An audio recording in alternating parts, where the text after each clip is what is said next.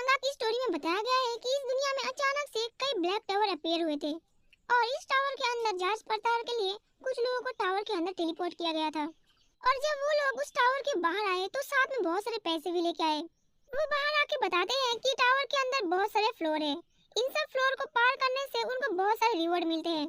वैसे तो सारे रिवॉर्ड पैसे जैसे ही होते हैं, लेकिन कुछ रिवॉर्ड बहुत ही कीमती और रेयर होते हैं, जैसे कि 3 ऑन टिकट। अब 3 ऑन टिकट एक ऐसी चीज है जो उन लोगों को भी टेलीपोर्ट कर सकती है जिनको टावर ने एक्सेप्ट नहीं किया था। लेकिन इस टिकट को पाना इतना ज्यादा आसान नहीं है, इसके लिए बहुत सारे पैसे की जरूरत पड़ती है। तो ज्यादा कहानी को स्पॉइल नहीं करेंगे। एक मर्चेंट कैट कुछ लोगों को चेरी टमाटो बेचने की कोशिश कर रही थी, लेकिन वो लोग उसके टमाटर को खरीदने से मना कर देते हैं। वो लोग उसे कहते हैं कि एक नॉर्मल चेरी टमाटर है जिसे वो रोज खाते हैं, हमें कोई एक लेजेंडरी वेपन या फिर कोई मिस्टीरियस पॉइजन चाहिए। वो कैट उनको बताती है कि ये कोई नॉर्मल चेरी टमाटर नहीं है, ये एक मैजिकल चेरी टमाटर है जो 10 मिनट में 0.1 एमपी बढ़ जाता है, जिसे खाकर 10 ग्राम वजन भी कम किया जा सकता है। अब लोग उससे पूछते हैं कि ये टमाटर मिलता कहाँ पर है, लेकिन वो उनको कहती है कि ये एक सीक्रेट है। जिसके बाद हम हमारे मेन लीड को देखते हैं जिसका नाम सेजुन है।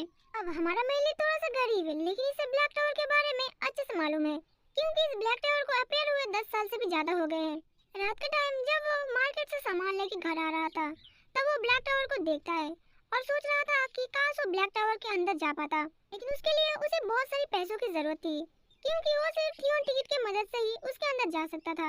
लेकिन हम सबको पता है थियोन टिकट बहुत ज्यादा महंगी होती है, लेकिन वो खुद को बहुत ज्यादा मोटिवेट करता है और कहता है कि वो बहुत सारे पैसे कमाएगा, जिसके बाद वो थियोन टिकट की मदद से ब्लैक होल के अंदर जाएगा और बहुत सारे पैसे कमाने के बाद वो अपने मनपसंदीदा शख्स को प्रपोज करेगा, जिसके बाद उसकी लाइफ इजीली गुजर जाएगी। लेकिन उतने में ही उसके सर के पास एक बड़ा सा पोर्टल ओपन हो जाता है। वो उस पोर्टल को देख के हैरान हो जाता है, लेकिन वो साथ में बहुत ज्यादा खुश भी था। उसे लग रहा था कि पोर्टल उसको अपने साथ लेके जाएगी, लेकिन वो पोर्टल उसको बिना लिए ही बंद होने लगती है। इसलिए वो बिना कुछ ज्यादा सोचे उस पोर्टल के अंदर छलांग मार देता है और उसके अंदर चला जाता है। लेकिन पोर्टल के अंदर जाने के बाद उसे पता चलता है कि उसके अंदर वो सब चीजें नहीं है जिसके बारे में उसने टीवी में और उन सब इंटरव्यूअर के मुंह से सुना था। वो जोर से चिल्लाता है जब उसे पता चलता है कि वो एक गड्ढे के अंदर फंस चुका है और बाहर निकलने का बस एक ही रास्ता है, जो कि गुफा के ऊपर बना हुआ एक छोटा सा होल है। टावर के अंदर हमें 2 मॉन्स्टर को भी दिखाया जाता है जो कि क्रिस्टल बॉल को भी रखवाली कर रहे थे। दूसरी तरफ हम सेजुन को देखते हैं जो कि अपने सर पकड़ के बैठा था, क्योंकि गुफा के अंदर वो सब चीजें नहीं थी जो फर्स्ट फ्लोर पर होनी चाहिए थी। उसे किसी भी तरीके से गुफा से बाहर निकलना था, लेकिन गुफा का जो सीलिंग था वो बहुत ही ऊपर था और इतने ऊपर वो चढ़ नहीं सकता था। तभी उसकी फोन बजती है और उसे पता चलता है कि उसको यहाँ पे आए हुए 1 दिन हो चुके हैं और उसे भूख भी लगी होती है। तो उसके पास जो सामान था जब वो घर जाते टाइम मार्केट से लेके आया था उसको बाहर निकालता है और खाने लगता है। वैसे तो उसके पास इतना सारा खाना है जो कि 3-4 दिन तक चल जाएगा, और खाने के बाद वो बची हुई एप्पल को बीजों को प्लांट करने लगता है, जिसके बाद वो थोड़ा सा टमाटर, थोड़ा सा आलू और थोड़ा सा अनियन भी लगा देता है। वो इन सारी चीजों को उसी जगह पर प्लांट कर रहा था जहाँ पर उस बड़े से होल की वजह से बाहर की धूप अंदर आ रही थी। उन सब चीजों को लगाने के बाद वो खुश हो रहा था ताकि इसके फ्यूचर में कभी काम आ जाए। लेकिन उतने में ही उसे एक जोर से भयानक सी आवाज सुनाई देती है। सेजुन आसमान की ओर देखता है तो उसे पता चलता है कि रात हो चुकी है और आसमान में उसे ब्लू मून दिखाई देती है। लेकिन जब वो ध्यान से देखता है तो ब्लू मून के साथ उसे एक ब्लैक ड्रैगन भी दिखाई देता है, जिसकी चिल्लाने की आवाज से सेजुन की पूरी बॉडी कांप रही थी और वो वहीं पर बेहोश हो जाता है। मॉर्निंग में जब उसकी नींद खुलती है तो और भी ज्यादा हैरान हो जाता है, क्योंकि उसे यहाँ पर आए हुए और 2 दिन हो चुके थे। वो एक जगह पर थक के पड़ा हुआ था। उसे अचानक से बहुत बड़ा एक पेड़ दिखाई देता है। वो हैरानी से उसे देखने लगता है, क्योंकि रात तक वो पेड़ यहाँ पर नहीं था, लेकिन ध्यान से देखने के बाद उसे पता लगता है कि ये उसी का लगाया हुआ अनियन का प्लांट है। वो अनियन प्लांट बहुत बड़ा हो चुका था, वो शायद इसलिए था क्योंकि यहाँ पर टावर था।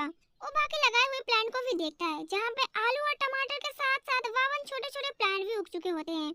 सेजुन देखता है कि अनियन का प्लांट कुछ ज्यादा बड़ा हो चुका है, इसलिए उसे काटने का फैसला करता है, जिसके बाद उस अनियन का टेस्ट करने के लिए एक बाइट करता है।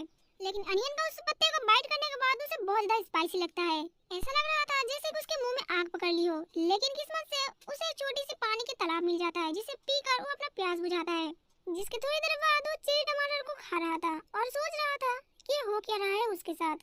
मतलब उसको टावर के अंदर टेलीपोर्ट होना चाहिए था, लेकिन वो ना जाने कहां पर टेलीपोर्ट हो चुका है। और रात के टाइम पे जो उसने ब्लैक ड्रैगन को देखा था तो क्या वो कि इल्यूजन था? हमें यहाँ पर बताया जाता है कि यहाँ पर एक टीम हुआ करती थी, फोनिक्स टीम, जिन्होंने इस टावर के 37 फ्लोर को क्लियर किया था। हमें बताया जाता है कि 0 से लेकर 10 फ्लोर तक स्केलेटन सोल्जर होते हैं, 11 से लेकर 20 तक गोब्लिन और 21 से लेकर 30 तक ऑर्क रहते हैं, और जो लास्ट 30 के बाद रहते हैं वो होते हैं स्पाइडर मॉन्स्टर। लेकिन सेजुन को यहाँ पर एक ड्रैगन दिखा था, लेकिन उसको पता नहीं था कि यहाँ पर ड्रैगन भी दिख सकता है, क्योंकि ड्रैगन के बारे में उसने उन लोगों के मुंह से कभी नहीं सुना था जो टावर के अंदर आ चुके थे। वो कंफ्यूज था कि वो कौन सी फ्लोर पर आ चुका है, कहीं वो ऐसी फ्लोर पर तो नहीं आ गया जहाँ अभी तक टॉप रैंक के हंटर ने भी नहीं देखा हो। ये सोच रहा होता है तभी उसके चेहरे पर एक पानी की बूंद गिरती है। उसे लगता है कि अब शायद से बारिश होने वाली है, लेकिन उसने सुना था कि टावर के अंदर मौसम ज्यादातर अच्छा ही रहता है। लेकिन जब वो ऊपर की तरफ देखता है तो उसे कुछ हिलता हुआ कोई एक ऑब्जेक्ट दिखाई देता है। वो पहले डर जाता है और उसे लग रहा होता है कि ये कोई एक मॉन्स्टर है, लेकिन बाद में उसे पता लगता है कि ये बस एक क्यूट सा रैबिट है। तभी हम देखते हैं कि वो रैबिट वहाँ से जंप लगा देती है। सेजू ने देखकर घबराता हुआ उसको बचाने के लिए आगे की ओर बढ़ता है, लेकिन वो रैबिट सेजुन के सर के ऊपर पैर मारते हुए सेफ लैंडिंग कर जाती है, जिससे उसे चोट भी नहीं लगती। वो रैबिट सेजुन को इशारा करके बताती है कि उसे इस अनियन का लीफ को खाना है। सेजुन उसके इशारे को समझ जाता है और उस अनियन को तोड़ के उसको खाने के लिए देता है और कहता है कि तुम यहाँ पर बिल्कुल खा सकती हो, यहाँ पर और भी सारे हैं। रैबिट को उस अनियन का पत्ता खाने के बाद बहुत ही ज्यादा अच्छा लगता है।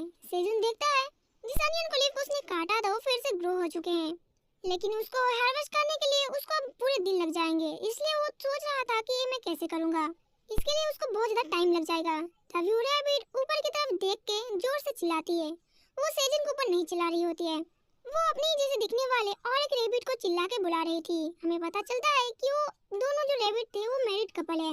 अब मॉर्निंग में हम देखते हैं कि वो कपल रैबिट सेजन की मदद कर रहे थे और इशारों इशारों में वो सेजन से वहाँ पर रहने के लिए परमिशन मांग रहे थे।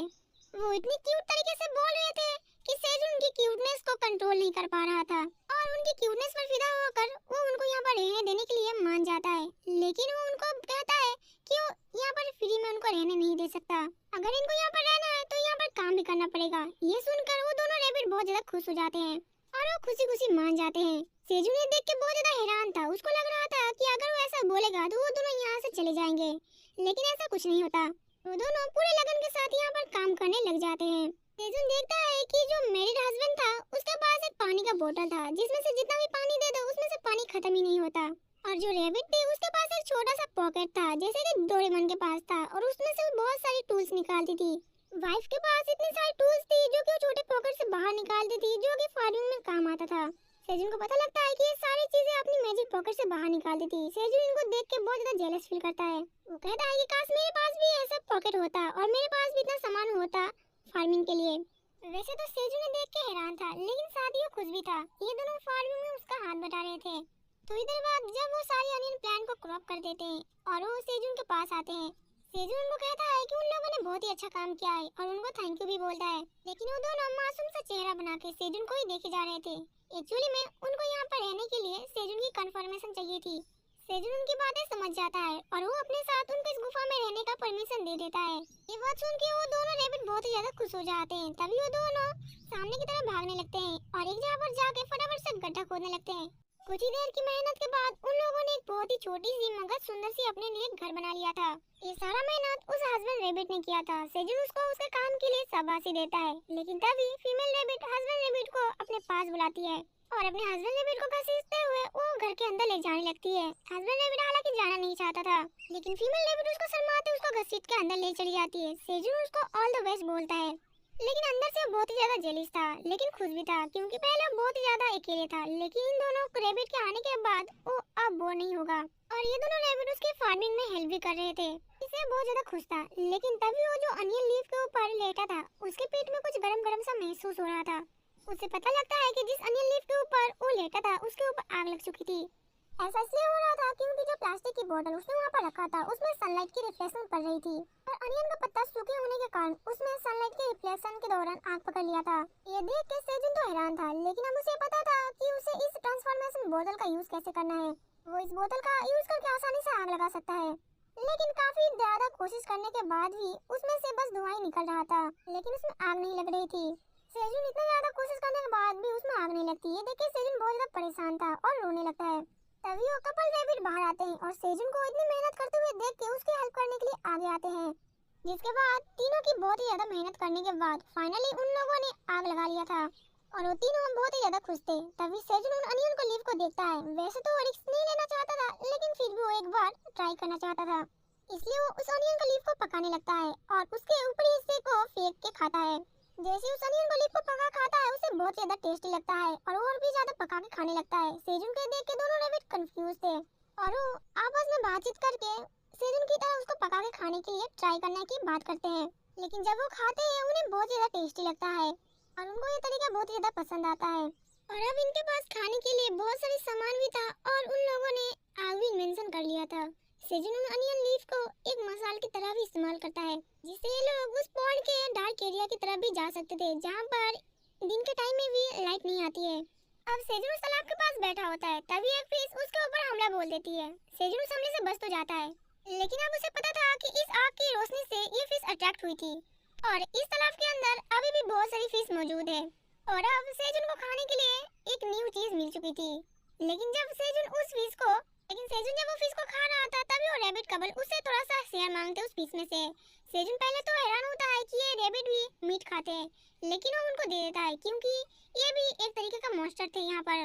सेजुन को पता चलता है कि हर 30 दिन के बाद यहाँ पर ब्लू मून दिखाई देती है। अभी यहाँ पर रात हो चुकी है और सेजुन अपनी पावर बैंक से अपनी मोबाइल और लैपटॉप को चार्ज कर रहा होता है लेकिन उसे पता चलता है कि उसकी पावर बैंक की लिमिट खत्म हो चुकी है। इसलिए वो फैसला करता है कि अब वो दिन की गणना उस दीवार के ऊपर रखेगा यानी कि वो दीवार के ऊपर डेट को रिकॉर्ड करेगा जिससे उसे पता चलता रहेगा कि यहाँ पर आए हुए उसे कितना दिन हो गए हैं। हमें पता चलता है कि सेजुन को यहाँ पर आए हुए 61 दिन हो चुके हैं। सेजुन रैबिट की बॉडी को घड़ी की तरह इस्तेमाल करता है क्योंकि वो रैबिट 7 PM को सोने चले जाते हैं और मॉर्निंग के 5 AM में जग जाते हैं। इससे उसे दिन गिनने में आसानी होती है। एक दिन ऐसे ही जब रैबिट ने अपनी गेट खोली तो बहुत सारी छोटी छोटी बेबी रैबिट उसमें से बाहर निकले। ये रैबिट के बच्चे थे जो कि बहुत ज्यादा क्यूट लग रहे थे। ये बेबी रैबिट उन रैबिट कपल्स के बच्चे थे और ये बहुत ही ज्यादा क्यूट थे और सेजुन को अपना अंकल समझ रहे थे। सेजुन भी इन बेबी रैबिट्स के अंकल बनके बहुत ज्यादा खुश था। सेजुन देखता है कि रैबिट कपल बहुत ही ज्यादा थक चुके हैं इसलिए वो उन दोनों को आराम करने का बोलता है और बेबी रैबिट का ध्यान वो खुद रख लेगा। जिसके थोड़े दिन बाद हम देखते हैं वो चेरी टमाटर के प्लांट में फूल लग चुके थे। सेजुन देखता है कि वो बेबी रैबिट उन फूलों के साथ खेल रहे थे और वो बहुत ज्यादा क्यूट लग रहे थे। सेजुन ने देख के बहुत ज्यादा खुश था और बेबी रैबिट के क्यूट सा हरकतें देखकर वो हंस रहा था। तभी वो देखता है कि कुछ प्लांट्स में छोटे छोटे चेरी लग चुके थे। ये देखकर वो सब खुश हो जाते हैं जिसके बाद हमें पता चलता है कि कुछ टाइम बाद ही ब्लू मून फिर से आने वाला है इसलिए वो सब तैयारी करने लग जाते हैं। वो रैबिट तो अपने लिए बनाया हुआ घर में छुप जाते हैं लेकिन सेजुन को बाहर ही उसी गुफा में रहना होगा इसलिए रात को ठंड से बचने के लिए अनियन की लीफ को खुद के ऊपर गर्म कपड़े के तरीके से इस्तेमाल कर लेता है और उन रैबिट कपल को बाय बोलकर गुफा के कोने में जाकर छुपकर बैठ जाता है क्योंकि जब ब्लू मून की नाइट आती है तब उस रात अजीब अजीब चीजें होती है। उसे चिल्लाने की आवाज आती है, ब्लैक ड्रैगन दिखाई देता है और बहुत ज्यादा ठंड लगती है। सेजुन को इस टाइम पर बहुत ज्यादा ठंड लग रही थी और उसे 1 मिनट का टाइम भी 1 घंटे जैसा महसूस हो रहा था। सेजुन ठंड के मारे कांप रहा था और बस प्रे कर रहा था कि बिना कुछ गलत हुए ये ब्लू मून की नाइट बस खत्म हो जाए। तभी उसे बाहर की तरफ से कुछ गुर्राने की आवाज सुनाई देती है। ये आवाज बहुत ज्यादा तेज और गहरी थी लेकिन इस बार ये कोई ब्लैक ड्रैगन नहीं था बल्कि ये कोई बियर की तरह दिखने वाला एक मॉन्स्टर था। ये मॉन्स्टर बहुत ज्यादा बड़ा था और इसके चलने से धरती पर दमदम की आवाज भी हो रही थी। इसके सामने तो आसपास के पेड़ पौधे भी छोटे लग रहे थे और इस मॉन्स्टर के सामने जो कुछ भी आ रहा था वो सबको कुचल के आगे बढ़ रहा था। वो मॉन्स्टर सेजुन के गुफा के ठीक बाहर ही खड़ा था। सेजुन इस मॉन्स्टर को देख पा रहा था और इतने बड़े मॉन्स्टर को देखकर वो डर के मारे कांप रहा था। वो कांपते हुए उस गुफा से दूसरी तरफ जाने की कोशिश कर रहा था ताकि अंधेरे में अंदर तक उस मॉन्स्टर की नजर सेजुन के ऊपर ना पड़े। मॉन्स्टर ने अभी तक सेजुन को नहीं देखा होता इसलिए सेजुन धीरे धीरे आगे की तरफ बढ़ने लगता है लेकिन उसके बैग से कुछ सामान नीचे गिर जाते हैं। इसकी आवाज सुनकर मॉन्स्टर गुफा के अंदर झांकने लगता है और उसे सेजुन दिख जाता है। सेजुन अपने सामने इतने बड़े मॉन्स्टर को देखकर बहुत ज्यादा डर जाता है और वहीं पर चिल्ला के पिछली बार की तरह फिर से बेहोश हो जाता है। वैसे मॉर्निंग में जब उसकी आंखें खुलती है तब उसे पता चलता है कि छोटे छोटे क्यूट रैबिट्स और वो कपल रैबिट्स उसको जगाने की कोशिश कर रहे थे। वो डर के मारे चिल्ला के उठता है और कपल रैबिट से ब्लू मून के नाइट के बारे में पूछता है कि पिछली रात यहाँ पर क्या हुआ था। कपल रैबिट उसको बताते हैं कि मॉर्निंग हो चुकी है और वो मॉन्स्टर यहाँ से चला गया है। लेकिन सेजुन को अभी भी ठंड लग रही थी और ठंड के मारे अभी कांप रहा था। ये देखकर रैबिट कपल उसके लिए चिंता करते हैं और जल्दी से जाकर वो जो पत्थर के पीछे उन लोगों ने आग जला रखी थी उसको हटाते हैं और जल्दी से आग लगाते हैं और फीमेल रैबिट उसको खाने के लिए फिश भी पका के देती है और अनियन को लीफ को उसके चादर की तरह इस्तेमाल करने को देती है। सेजुन अपने मन के अंदर सोच रहा था कि कैसे वो बड़ा सा मॉन्स्टर उस गुफा के अंदर आने की कोशिश कर रहा था लेकिन गुफा का मुंह छोटा होने के कारण वो अंदर नहीं आ पाया। लेकिन सबसे बड़ी बात ये थी कि वो मॉन्स्टर यहाँ से गया कैसे, या फिर किसी बड़े मॉन्स्टर या फिर ड्रैगन ने उसे मार गिराया होगा। लेकिन जो कुछ भी था सेजुन को एक बात अच्छे से समझ आ गई थी, अगर उसे यहाँ पर सरवाइव करना है तो उसे अच्छे से खाना खाना होगा ताकि अगली बार वो पूरी तरीके से प्लानिंग के साथ तैयारी कर सके। भी वहाँ पर मेल डेविड आता है और सेजुन को अपने साथ चलने को बोलता है। सेजुन जब उसके साथ जाता है तो उसे पता चलता है कि उसके चेरी टमाटर के प्लांट में बहुत सारे बड़े बॉल साइज के टमाटर लग चुके थे, लेकिन इस टमाटर का कलर ब्लू रंग का था। सेजुन जैसे ही उस टमाटर को हाथ में लेता है उसमें से एक विंडो स्टेटस ओपन होता है और वो स्टेटस विंडो सेजुन को बताती है कि सेजुन ने एक न्यू तरीके का फ्रूट का इन्वेंशन किया है। इसके लिए वो सेजुन को शाबाशी देता है। वो स्टेटस विंडो बताती है कि सेजुन ने हार्वेस्टिंग का टास्क पूरी कर लिया है और इसे कंप्लीट करने के लिए उसे वो शाबाशी देता है। वो विंडो बताती है कि सेजुन ने एक ऐसे तरीके का टमाटर उगाया है जिसमें ब्लू मून का एनर्जी है। सेजुन तो देख के बहुत ज्यादा हैरान था, लेकिन उसे कुछ भी समझ नहीं आ रहा था।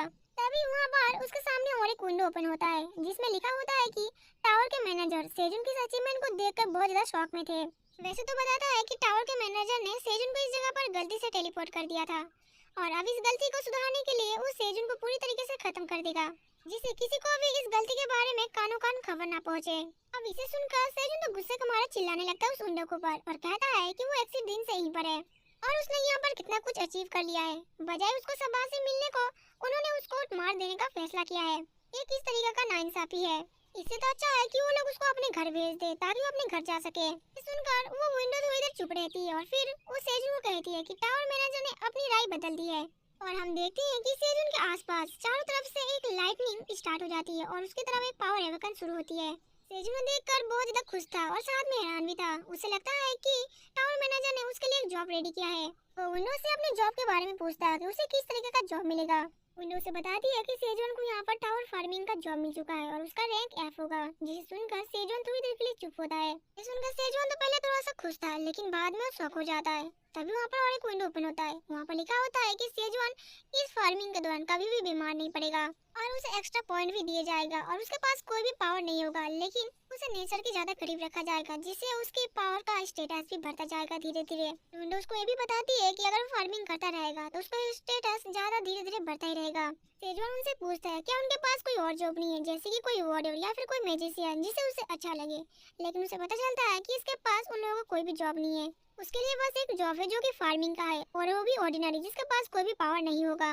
और उसका जो स्टेटस था उसमें जितने सारे लेवल थे वो सब लेवल 1 के थे और उसमें ऑर्डिनरी पावर होने के कारण कोई भी एक्स्ट्रा पावर नहीं था। ये सुनकर सेजुन अपने सर पकड़ लेता है। उसे बहुत ज्यादा गुस्सा आ रहा था और फिर वो सोचने लगता है जब उसे इंटरव्यू लिया जाएगा कि उसे पूछा जाएगा कि उसे किस तरह का टैलेंट मिला है, तब वो कैसे कहेगा कि मैं एक टावर फार्मर हूँ। और ये सोचते ही उसे गुस्सा आ जाता है। वो अपने हाथ में रखे हुए ब्लू टमाटर को फेंक के तोड़ने जाता है, लेकिन तभी उसे सारे क्यूट से रैबिट दिख जाते हैं जो उसी की तरफ देख रहे होते हैं। सेजुन देखता है कि वो जो रैबिट थे वो सब डरे हुए थे और वो आसपास देखता है कि कैसे उन लोगों ने उसकी हेल्प की थी आग जलाने में और सारी फार्मिंग करने में, और वो फैसला करता है कि वो फिर से फार्मिंग स्टार्ट कर देगा, जिससे सुनकर वो सारे बहुत ज्यादा खुश हो जाते हैं। जिसके बाद वो फिर से अपने हाथों में रखे हुए ब्लू टमाटर को देखने लगता है और कहता है कि ब्लू टमाटर करता क्या होगा।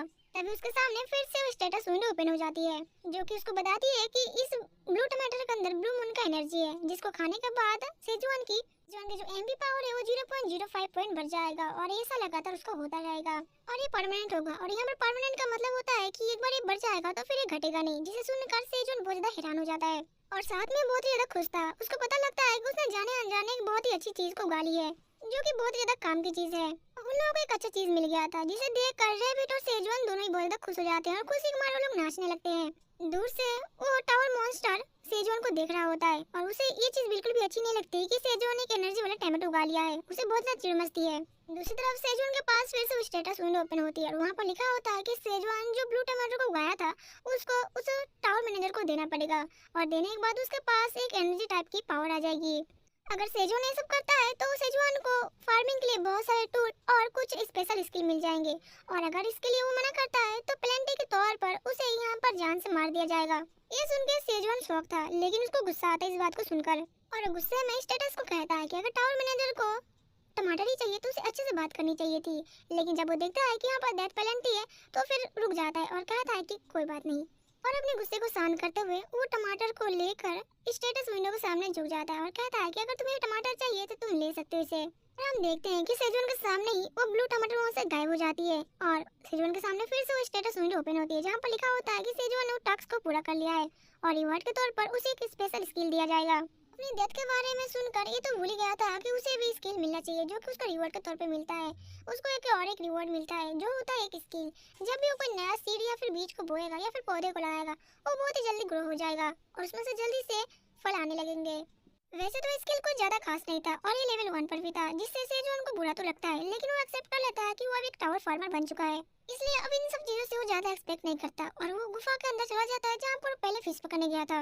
इसी वो तालाब के पास पहुंचता है अपनी एक मसाल लेकर, तभी उसके ऊपर और एक फिश हमला कर देती है। सेजोन को पता था कि ये आपकी वजह से उसके ऊपर हमला कर रही है, इसलिए सेजोन अपने दूसरे अनियन स्टिक से उसे मार गिराता है। अब इस फिश को मारने के बाद यहाँ पर उसको पॉइंट आउट किया जाता है कि सेजोन ने एक पिराना फिश को मार दिया है, जिससे उसे 2 आरपीएम पॉइंट भी मिलता है और इस इंप्रेशन पॉइंट से उसका स्टेटस जो है वो आगे तक लेवल अप कर जाएगा। अब इसे जब पता चलता है कि फिश को मारने के बाद उसका स्टेटस पॉइंट आगे बढ़ता जाएगा, इसलिए वो बहुत सारी मछलियों को मार गिराता है। लगभग 10 मछलियों को मारने के बाद उसे थोड़ा सा बुरा लगने लगता है क्योंकि उसे लगता है कि अपने स्किल पॉइंट को बढ़ाने के चक्कर में वो मासूम मछलियों को बिना बात के मार रहा है, जबकि उसे इतना मछलियों की जरूरत भी नहीं है। उसको बुरा लगता है, इसलिए वो अब सोचता है कि अब ये मछलियों को नहीं मारेगा और जितनी सारी मछलियों को उसने मारा था वो उन्हें रेबिट के क्यूट से बेबी को बुलाकर पकाकर उनको दे देता है। जिसके बाद उसे पता चलता है कि जब उसकी अवेकनिंग हुई थी तब उसके पास एक पावर आ गया था और वो अब उस रेबिट के बारे में अच्छे से जांच पड़ताल कर सकता है। उसे पता चलता है कि ये जो रेबिट है उस टावर के बाहर एक छोटे छोटे मॉन्स्टर है जो कि फार्मिंग करते हैं और एक क्यूट से रेबिट बस फार्मिंग कर सकते हैं, ये फाइट बिल्कुल भी नहीं कर सकते। सेजन जब ये सोचता है कि ये रेबिट अगर फार्मिंग के लिए बनाए गए तो इनका भी एक अलग सा होम टाउन या फिर सिविलाइजेशन होगा, तो क्या इनको इनके बारे में कुछ पता नहीं है या फिर किसी वजह से उनकी घर या फिर सिविलाइजेशन डिस्ट्रॉय हो चुकी होगी। इस वजह से वो लोग एक न्यू घर ढूंढ रहे थे। सेजुन देखता है कि ये रेबिट बहुत ही ज्यादा खुश थे और वो आपस में एक दूसरे का बात समझ के बहुत ज्यादा बातें कर रहे थे। वैसे तो सेजुन इनको देख के बहुत ज्यादा खुश था लेकिन वो अंदर ही मन के अंदर उदास था क्योंकि उसे लग रहा था कि काश ये भी इन रेबिट्स की बातें सुन सकता था या फिर समझ सकता था। जिसके बाद हम नेक्स्ट सीन में देखते हैं कि वो सब फार्म की तरफ आ चुके थे जहाँ पे उनको उनका मेहनत का फल दिख रहा था। सेजुन उन लाल टमाटर को देख के खुशी के मारे रोने लगता है और बाकी के रेबिट भी बहुत ज्यादा खुश थे। सेजुन ये भी नोटिस करता है कि ये वाले टमाटर ब्लू मून की एनर्जी में आने के बाद भी ब्लू नहीं हुए थे, लेकिन अब बारी थी उस टमाटर को टेस्ट करके चेक करने की। सेजुन कांपते हुए हाथों से उस टमाटर को तोड़ता है। ये उसका फर्स्ट चेरी टमाटर था जो उसने यहाँ पर लगाया था। तभी वहाँ पर फिर से स्टेटस विंडो ओपन होती है और वो सेजुन को बताती है कि सेजुन ने एक मैजिकल चेरी टमाटर को उगाया है और इस वजह से सेजुन को 10 एक्स्ट्रा पॉइंट मिलते हैं। सेजुन ने देख के पूरी तरीके से शॉक था और वो विंडो से पूछता है कि ये टमाटर और उसका जो पुराना टमाटर जो घर से लेके आया था इन दोनों में क्या अंतर है। विंडो से बताती है कि मैजिक चेरी टमाटर जो टावर की एनर्जी की वजह से उगी है उसमें पहले के मुताबिक काफी ज्यादा एनर्जी है और टेस्टी और न्यूट्रिशन से भरा है और इस एक चेरी टमाटर को खाने से 10 ग्राम फैट कम होता है और जबकि इसे बढ़ने में भी ज्यादा टाइम नहीं लगता। ये 10 मिनट में 0.1 MP बढ़ जाता है, लेकिन ये बस 30 दिन तक ही सीमित रहेगा, जिसके बाद ये टमाटर नॉर्मल टमाटर की तरह बेकार हो जाएगा। वैसे तो यहाँ पर जितने सारे टमाटर थे सब में से सेजुन को 10 EXP पॉइंट मिलते हैं, लेकिन कुछ ऐसे भी टमाटर थे जिसमें से बस 7 एक्सपीरियंस पॉइंट मिल रही थी। वैसे तो सेजुन बहुत ज्यादा खुश था क्योंकि सारे टमाटर नेचुरल थे और उसका लेवल भी बढ़ के 4 हो चुका था। जिसके बाद उस चेरी टमाटर को वो एक बार टेस्ट करना चाहता था कि आखिरकार इसका टेस्ट कैसा है, लेकिन जैसे उस टमाटर को खाने जाता है वो देखता है कि सब रैबिट उसे गुस्से से घूर रहे थे। सेजुन उनकी बात तुरंत ही समझ जाता है और उनको सॉरी बोलता है और टमाटर ऑफर करता है, जिसके बाद वो सब मिलकर एक साथ टमाटर को खाते हैं। लेकिन जैसे ही सेजुन एक टमाटर को अपने मुंह में डालता है उसे ऐसा महसूस होता है कि वो समर कुछ नाइट में पहुंच चुका है जहां पर उसकी छुट्टियां चल रही थी और वो फायरवर्क देख रहा है। उसे इतना अच्छा महसूस होता है कि वो बस लगता है कि दुनिया से बाहर ही चला गया और इसे महसूस करके वो रोने लगता है। वैसे तो रैबिट को समझ में नहीं आ रहा था कि सेजुन को हुआ क्या है और वो उसे इग्नोर करके अपना काम करने लगते हैं। हम देखते हैं कि रैबिट सारे टमाटर को ले जाकर एक जगह पर इकट्ठा कर रहे थे और एक जगह पर इकट्ठा करने के बाद वो अनियन लीफ से उस टमाटर को ढक देते हैं। सेजुन दूर से ये सब देख रहा था और उसे ये देख के बहुत ज्यादा अच्छा लग रहा था कि जो रैबिट्स के छोटे छोटे क्यूट से बेबी थे वो भी अपने मॉम डैड की हेल्प कर रहे हैं। हम देखते हैं कि सेजुन अपने लिए सारे बिछोने तैयार कर रखा था, वो भी अनियन की लीफ से। जिसके बाद हम मिडनाइट का सीन देखते हैं जब सेजुन सो रखा था। वहाँ पर फिर से विंडो ओपन होती है और उसको एक टास्क मिलती है। उस विंडो में लिखा होता है कि सेजुन को 100 टमाटर टावर मैनेजर को देना होगा और अगर वो ऐसा नहीं करता तो उससे पेनल्टी के तौर पर मौत मिलेगी। वैसे तो सेजुन के इस बारे में कुछ भी पता नहीं था क्योंकि वो खराटे मार के सो रहा था। तभी वो जो विंडो होता है वो जोर से बजने लगता है, जिसकी वजह से सेजुन की नींद खुल जाती है। वो अलार्म की तरह काम कर रहा था। अब आधे दिन टूटने की वजह से सेजुन को गुस्सा तो बहुत आता है, लेकिन उसको पता था कि अगर ये काम नहीं करेगा तो उसको सीधा मौत मिलेगी, इसलिए वो चुपचाप से टमाटर को सामने रख देता है और कहता है कि चुपचाप ले लो, मुझे परेशान मत करो। और जिसके बाद उसे रिवॉर्ड के तौर पर फिर से वही चीज मिलती है। वो इस बार कुछ अच्छा एक्सपेक्ट कर रहा था लेकिन उसे नए के तौर पर कुछ भी नया स्किल नहीं मिल रहा था और ऐसे करते करते बहुत सारे दिन गुजर जाते हैं और सेजुन को कोई भी यूजफुल आइटम नहीं मिल रहे होते। इससे वो बहुत ज्यादा परेशान था, लेकिन वो कुछ भी नहीं कर सकता क्योंकि उसके आगे डेथ पेनल्टी थी। और टावर मैनेजर के नखरे और भी ज्यादा बढ़ते जा रहे थे दिन पर दिन। टावर मैनेजर की डिमांड जैसे जैसे बढ़ते जा रही थी, सेजुन का दिमाग वैसे ही खराब होते जा रहा था। एक दिन टावर मैनेजर उससे 500 टमाटर का डिमांड करता है, जिसे सुनकर सेजुन तो गुस्से में भड़क जाता है।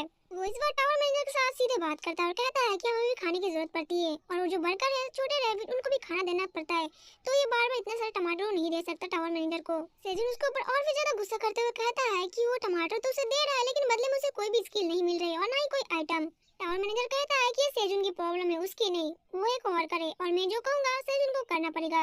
लेकिन इस बार सेजुन इस बात को और भी ज्यादा गुस्से में ले लेता है। सेजुन कब से टावर मैनेजर की बातें सुन रहा था और उसे उसका मनपसंद चीजें दे रहा था, लेकिन बदले में टावर मैनेजर उसको ना ही शाबाशी दे रहा था और ना ही कांग्रेचुलेशन कर रहा था और उसको तो स्किल ना के बराबर दे रहा है। और वो सब तो छोड़, टावर मैनेजर उसे कोई भी अप्रिशिएट नहीं कर रहा था और ना ही कोई काम की चीज दे रहा था। अब टावर मैनेजर कहता है कि ठीक है, अब तुम्हें डेथ पेनल्टी मिलेगी। सेजुन टावर मैनेजर के ऊपर और भी ज्यादा गुस्सा करते हुए कहता है कि तुम्हें जो करना है वो कर लो, लेकिन हम ये टमाटर तुम्हें नहीं देंगे क्योंकि उसे उगाने में हमारी बहुत ज्यादा मेहनत लगी है।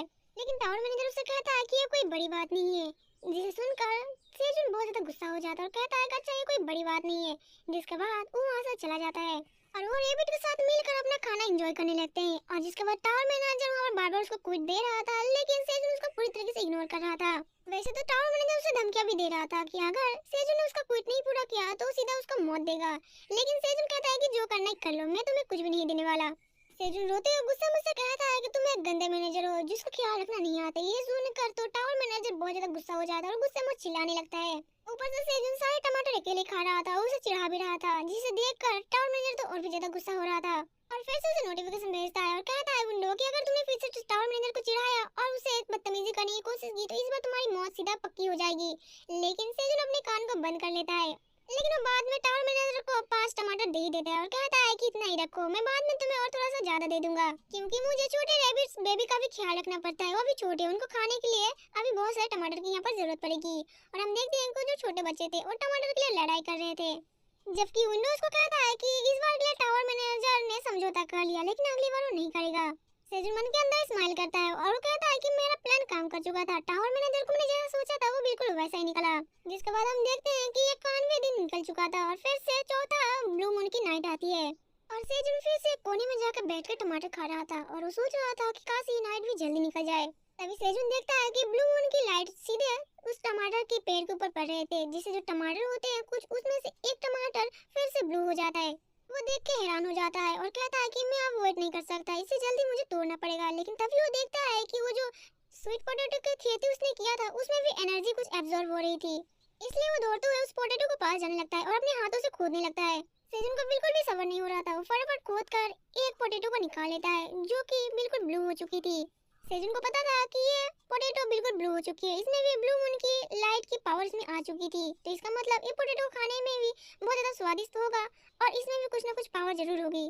सेजुन को जो टमाटर मिल रहे थे उसका एमपी बहुत ज्यादा बढ़ रही थी और वो परमानेंट बढ़ रही थी, लेकिन इस बार जो इसको पोटैटो मिले हैं वो कुछ ज्यादा अलग है। इस वाले में इसका 0.5 एमबी कुछ ज्यादा तरीके से जल्दी बढ़ रही थी, लेकिन इस वाले टमाटर में ये 0.5 एमपी बहुत जल्दी तरीके से बढ़ रही थी। इसका मतलब ये वाला टमाटर कुछ ज्यादा ही ताकतवर है और एनर्जी से भरपूर है।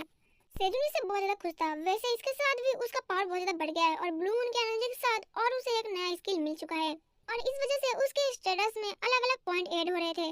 जबकि टावर मैनेजर के पास से सेजुन को जो स्किल मिल रही थी उसका भी लेवल अप हो रहा था, लेकिन इस बार तो सेजुन के साथ कुछ अलग ही हो जाता है। उसे जिस बात की उम्मीद थी वही यहाँ पर होता है, उसको एक साथ 2 टास्क मिलते हैं। उसके पास एक विंडो ओपन होती है, उसमें टास्क लिखा होता है कि सेजुन को जो ब्लू मून की एनर्जी के साथ टमाटर और पोटैटो मिले वो दोनों टावर मैनेजर को देना होगा। सेजुन का इस बार बहुत ज्यादा गुस्सा आ रहा था, लेकिन वो कुछ कर भी नहीं सकता क्योंकि उसे पता था कि इस बार अगर उसने कुछ गड़बड़ किया या फिर चालाकी करने की कोशिश किया टावर मैनेजर के साथ तो टावर मैनेजर इस बार इसको बिल्कुल नहीं छोड़ने वाला। लेकिन सेजुन इस बार कुछ अलग तरीके से चालाकी करता है, वो टावर मैनेजर को कहता है कि वो पिछला टास्क पूरा करना चाहता है, इसलिए वो टावर मैनेजर के सामने एक टोकरी भर के 500 टमाटर गिफ्ट कर देता है जो कि उसका पिछला टास्क था। इससे टावर मैनेजर बहुत ज्यादा खुश हो जाता है और उसको थैंक यू बोलता है, लेकिन बाद में वो कहता है कि उसे वो दोनों भी चाहिए, पोटैटो और वो टमाटर, जो कि सेजुन को अभी भी मिला और जिसमें ब्लू मून की एनर्जी है। लेकिन सेजुन उसको देने से मना कर देता है और कहता है कि मैं इसे बाद में दूंगा। टावर मैनेजर इससे पूछता है कि ऐसा क्यों, लेकिन सेजुन कहता है कि अभी नहीं, कोई रीजन है इसलिए मैं उसे अभी नहीं देना चाहता। टावर मैनेजर इस बात के लिए मान जाता है। जिसके बाद सेजन ब्लू टमाटर को खा लेता है और खाने के बाद उसकी जो एनर्जी थी वो 0.05 से बढ़ जाती है, वो भी परमानेंटली, और इसका ईएसपी पॉइंट भी बढ़ जाता है। ये टमाटर खाने के बाद सेजन को बहुत ही ज्यादा अच्छा लगता है और इसलिए वो फैसला करता है कि वो स्वीट टमाटर को भी खाना चाहेगा। इसलिए उस पोटैटो को अनियन लीफ के अंदर लपेट कर रात भर पकाता है। जिसके बाद हम नेक्स्ट सीन में देखते हैं जहाँ पर सारे रेबिट उठ चुके थे। सेजन को देख कर खुश हो जाता है और कहता है कि कल रात मुझे ब्लू पोटैटो मिला है। वैसे तो मुझे एक ही पोटैटो मिला है, लेकिन मैं चाहता हूँ कि हम इसको एक साथ मिलकर खाएं। अब इसे देखकर सारे रेबिट के मुंह में पानी आ जाता है, लेकिन जो हस्बैंड रेबिट होता है वो सबको मना कर देता है और कहता है कि इस पोटैटो को सेजू ने ढूंढा है और बहुत ज्यादा मेहनत किया है, तो ये पोटैटो सेजू ही खाएगा। वैसे सेजू देख के बहुत ज्यादा हैरान था और ऊपर से खुश भी था कि हस्बैंड रेबिट उसका कितना ख्याल रख रहा है।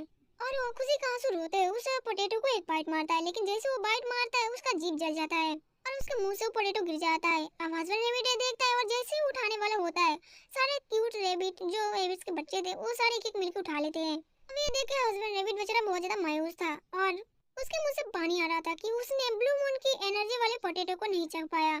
लेकिन बाद में हम देखते हैं कि जो क्यूट बेबी रेबिट ने उस पोटैटो को खाया था वो फिर से उगल लेते हैं और रोने लगते हैं।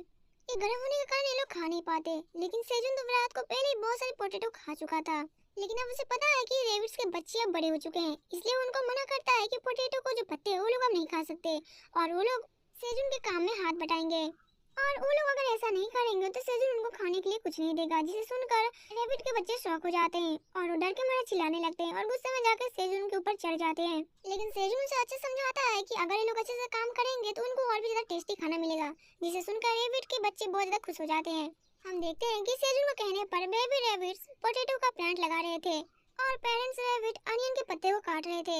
हम देखते हैं कि काम करते करते बेबी रेबिट पोटैटो प्लांट को खाने लगता है, जिसे देखकर पेरेंट्स रेबिट उसके सर में एक जोरदार मुक्का मारता है और उसे खाने के लिए मना करता है। दूसरी तरफ हम देखते हैं कि सेजुन टमाटर प्लांट से सारे चेरी टमाटर को निकाल रहा था। तभी उसके सामने विंडो ओपन होती है और उसे बताती है कि तुमने लेवल अप कर लिया है और इस बार तुम्हारा लेवल एफ से बढ़कर ई हो चुका है। इसलिए सेजुन बहुत ज्यादा खुश था और वो खाने के लिए कुछ अच्छे से पकाने लगता है।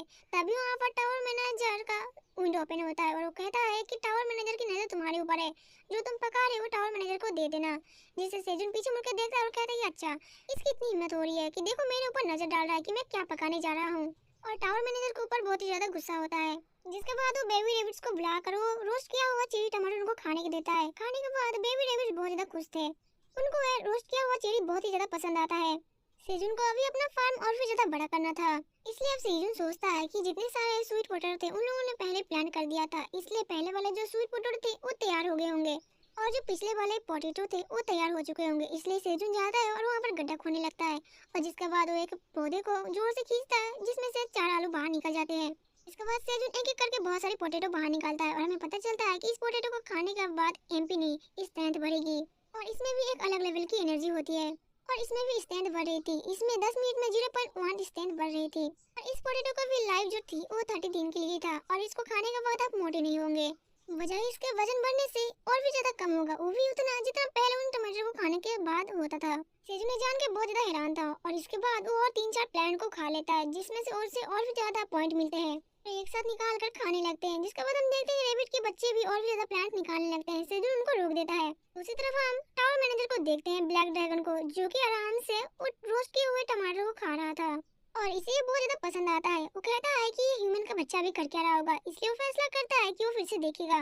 ये अपनी क्रिस्टल बॉल में सेजुन को देखने लगता है। वो देखता है कि सेजुन बाकी रेबिट के साथ आराम से बैठकर स्वीट पोटैटो का मजे ले रहा था, जिसे देखकर ब्लैक ड्रैगन बहुत ज्यादा गुस्सा हो जाता है और वो कहता है कि उसने मेरे बिना कैसे खा लिया स्वीट पोटैटो को। इसलिए वो फैसला करता है कि सेजुन के पास वो फिर से मैसेज भेजेगा। जिसके बाद हम देखते हैं कि सेजुन के पास फिर से विंडो ओपन होती है और वहाँ पर लिखा होता है कि ब्लैक ड्रैगन को यानी कि टावर मैनेजर को फिर से स्वीट पोटैटो चाहिए। इसके बाद उसको स्किल के ना के बराबर कुछ नहीं मिलेगा और ना देने पर डेथ पेनल्टी तो है ही। लेकिन हम देखते हैं कि सेजुन टावर मैनेजर को इस मैसेज को पूरी तरीके से इग्नोर कर देता है।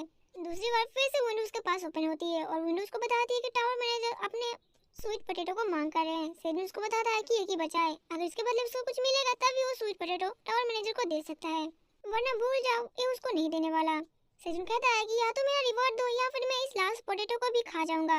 अब कुछ ना पाकर टावर मैनेजर इस बात के लिए मान जाता है और वो सेजुन को कुछ रिस्क लेने के लिए तैयार हो जाता है। इसके लिए सेजुन मान जाता है और वो लास्ट पोटैटो टावर मैनेजर को ऑफर करता है। इस बार की स्किल बहुत ज्यादा अच्छी थी। सेजुन जब उस स्किल को ओपन करता है तब उसे पता चलता है कि उसे स्किल पर टावर स्टोर में जगह मिल चुकी है असल में ये एक स्टोर होता है जहाँ पर सीड स्टोर रहते हैं और सेजुन यहाँ से अलग तरीके का सीड खरीद सकता है।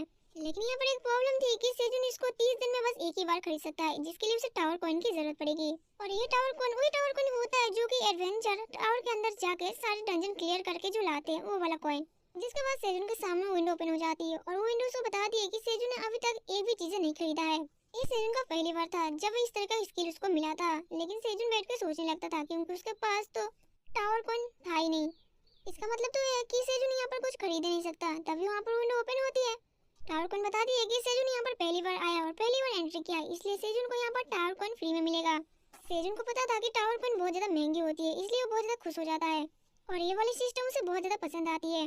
जिसके बाद सेजुन को यहाँ पर पता लगता है कि वो 0.1 टावर कॉइन की मदद से यहाँ पर 1000 तक सीट खरीद सकता है। यहाँ पर सेजुन को पता लगता है कि अलग अलग तरीके का सीट खरीद सकता है। धनिया, पत्ता गोभी, फूल गोभी से लेकर मेरा फेवरेट शिमला मिर्च तक वो सब कुछ यहाँ पर खरीद सकता था। सेजुन को जब पता चलता है कि यहाँ पर बस वो फार्मिंग की चीजें ही खरीद सकता है और फार्मिंग का सीड ही खरीद सकता है, वो थोड़ा सा दुखी हो जाता है। उसे लगता था कि वहाँ पर कुछ नया सा स्किल मिलेगा, लेकिन ऐसा कुछ नहीं था। वैसे तो यहाँ पर वो दुखी था क्योंकि उसे यहाँ पर सीड्स नहीं चाहिए था, लेकिन ये सीड स्टोर है इसलिए उसको यहाँ पर सीडी मिलेंगे। तो पहले वो कहता है कि उसको 3 चीजें खरीदने पड़ेंगे, तो 3 चीजों में से क्या खरीदेगा, इसलिए वो रेबिट्स को पूछता है कि वो पहले क्या खरीदेगा। गाजर। गाजर का नाम सुन के वो रैबिट बहुत ज्यादा खुश हो जाते हैं और दौड़ते हुए सेजुन के पास आ जाते हैं। सेजुन देखता है कि गाजर का नाम सुन के सारे रैबिट बहुत ज्यादा खुश थे। अब सेजुन उनसे फिर से पूछता है क्या उसको गाजर खरीदना चाहिए, जिसे सुनकर सारे रैबिट और भी ज्यादा खुश हो जाते हैं और खुशी के मारे नाचने लगते हैं। लेकिन मेल रैबिट आकर सेजुन के मुंह पर एक जोरदार लात मारता है। वो लात इसलिए मारता है सेजुन को ताकि सेजुन जल्दी से गाजर को सीट को खरीद ले और वो जल्दी से उगा ले। जिसके बाद हम देखते हैं कि सेजुन गाजर को सीट को खरीद लेता है और स्क्रीन पर वहाँ पर दिखाता है कि सेजुन फिर से यहाँ पर कुछ खरीद सकता है, वो भी 30 डे के बाद। हम देखते हैं कि सेजुन यहाँ पर पूरे 1000 सीड्स को खरीद लिया था और जो सीड्स आए थे वो एक फैंसी पॉकेट में आए थे जो कि देखने में बहुत ज्यादा खूबसूरत थे। अभी सेजुन के पास और एक विंडो आती है और उसमें लिखा होता है कि टावर मैनेजर इसे बहुत ज्यादा सेटिस्फाई है कि सेजुन ने इतना सारा गाजर का सीड्स खरीदा है। वैसे सेजुन को तो यहाँ पर कुछ भी समझ में नहीं आता कि टावर मैनेजर खुश क्यों है, लेकिन बाद में उसे पता चल जाता है कि टावर मैनेजर खुश इसलिए है क्योंकि जब सेजुन गाजर उगाएगा तो उसे भी मिलेगा। वैसे उन लोगों ने अब गाजर प्लांट करना शुरू कर दिया था और बहुत ज्यादा मेहनत करने के बाद वो लोग गाजर को लगा दिए थे और वो लोग इंतजार कर रहे थे कि कब ये गाजर बड़ा होगा और कब उनको खाने को मिलेगा। दूसरी तरफ हम देखते हैं कि वही पर एक कहानी आती है और इनको खुश देखकर बहुत ज्यादा कंफ्यूज थी। दूसरी तरफ हम सेजुन और उन्हें रैबिट के बेबी को देखते हैं जो कि बहुत ज्यादा खुश थे क्योंकि वो गाजर का पेड़ निकलने वाला था। जिसके बाद हम नेक्स्ट सीन में देखते हैं सेजुन सो रहा होता है, तभी उसके कान के पास आके कुछ बिन बनाने लगती है। हम देखते हैं कि ये कहानी भी होती है। इससे सेजुन की नींद खुल जाती है और वो जोर से चिल्ला उठता है कि कौन इसकी नींद में डिस्टर्ब कर रहा है। सेजुन देखता है कि एक क्यूट सी हनी बी है जिसे बहुत ज्यादा खुश हो जाते हैं और उसका नाम पूछता है। तभी सिस्टम उसको बताता है कि ये जो हनी बी है एक पॉइजन हनी बी है, जिसे सुनकर सेजुन बहुत ज्यादा शॉक था और वो चिल्लाते हुए सारे रैबिट्स को बता रहा होता है कि ये जो हनी बी है एक पॉइजन हनी बी है, इसका मतलब ये डंक मारेगी तो हम पॉइजनस हो जाएंगे। ये सुनकर सारे रैबिट्स और पेरेंट्स अपने सारे बच्चों को लेकर वहाँ से डर के मारे भागने लगते हैं और ये देख के सेजुन तो और भी ज्यादा डर के मारे रोने लगता है और वो कहता है कि तुम लोग ऐसे कैसे कर सकते हो, तुम लोग मुझे छोड़कर यूं नहीं भाग सकते।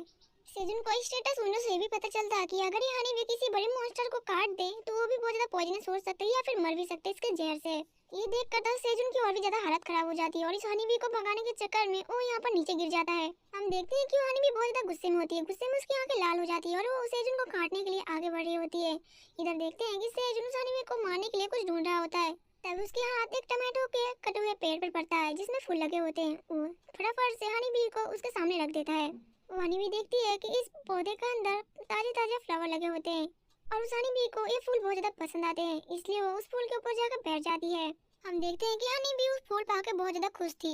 ये देख कर सेजुन बहुत शौक होता है और वो समझ गया था कि हनी बी उसे कुछ कहना चाहती है। और वैसे भी अगर ये हनी बी उन फ्लावर के ऊपर बैठकर उनका रस पिएगी तो उसका बिजनेस यानी कि उसका पौधा और भी ज्यादा फल देगा। इसलिए सेजुन हनी बी को कहता है कि अगर वो चाहती है तो वो सारे फूलों में से रस पी सकती है। ये सुन के हनी बी बहुत ज्यादा खुश हो जाती है और वो फूलों की तरफ दौड़ते हुए जाती है। दूसरी तरफ हम देखते हैं कि सेजुन बहुत ज्यादा गुस्सा था उन रैबिट से क्योंकि उन लोगों ने इसे छोड़ के भाग गए थे।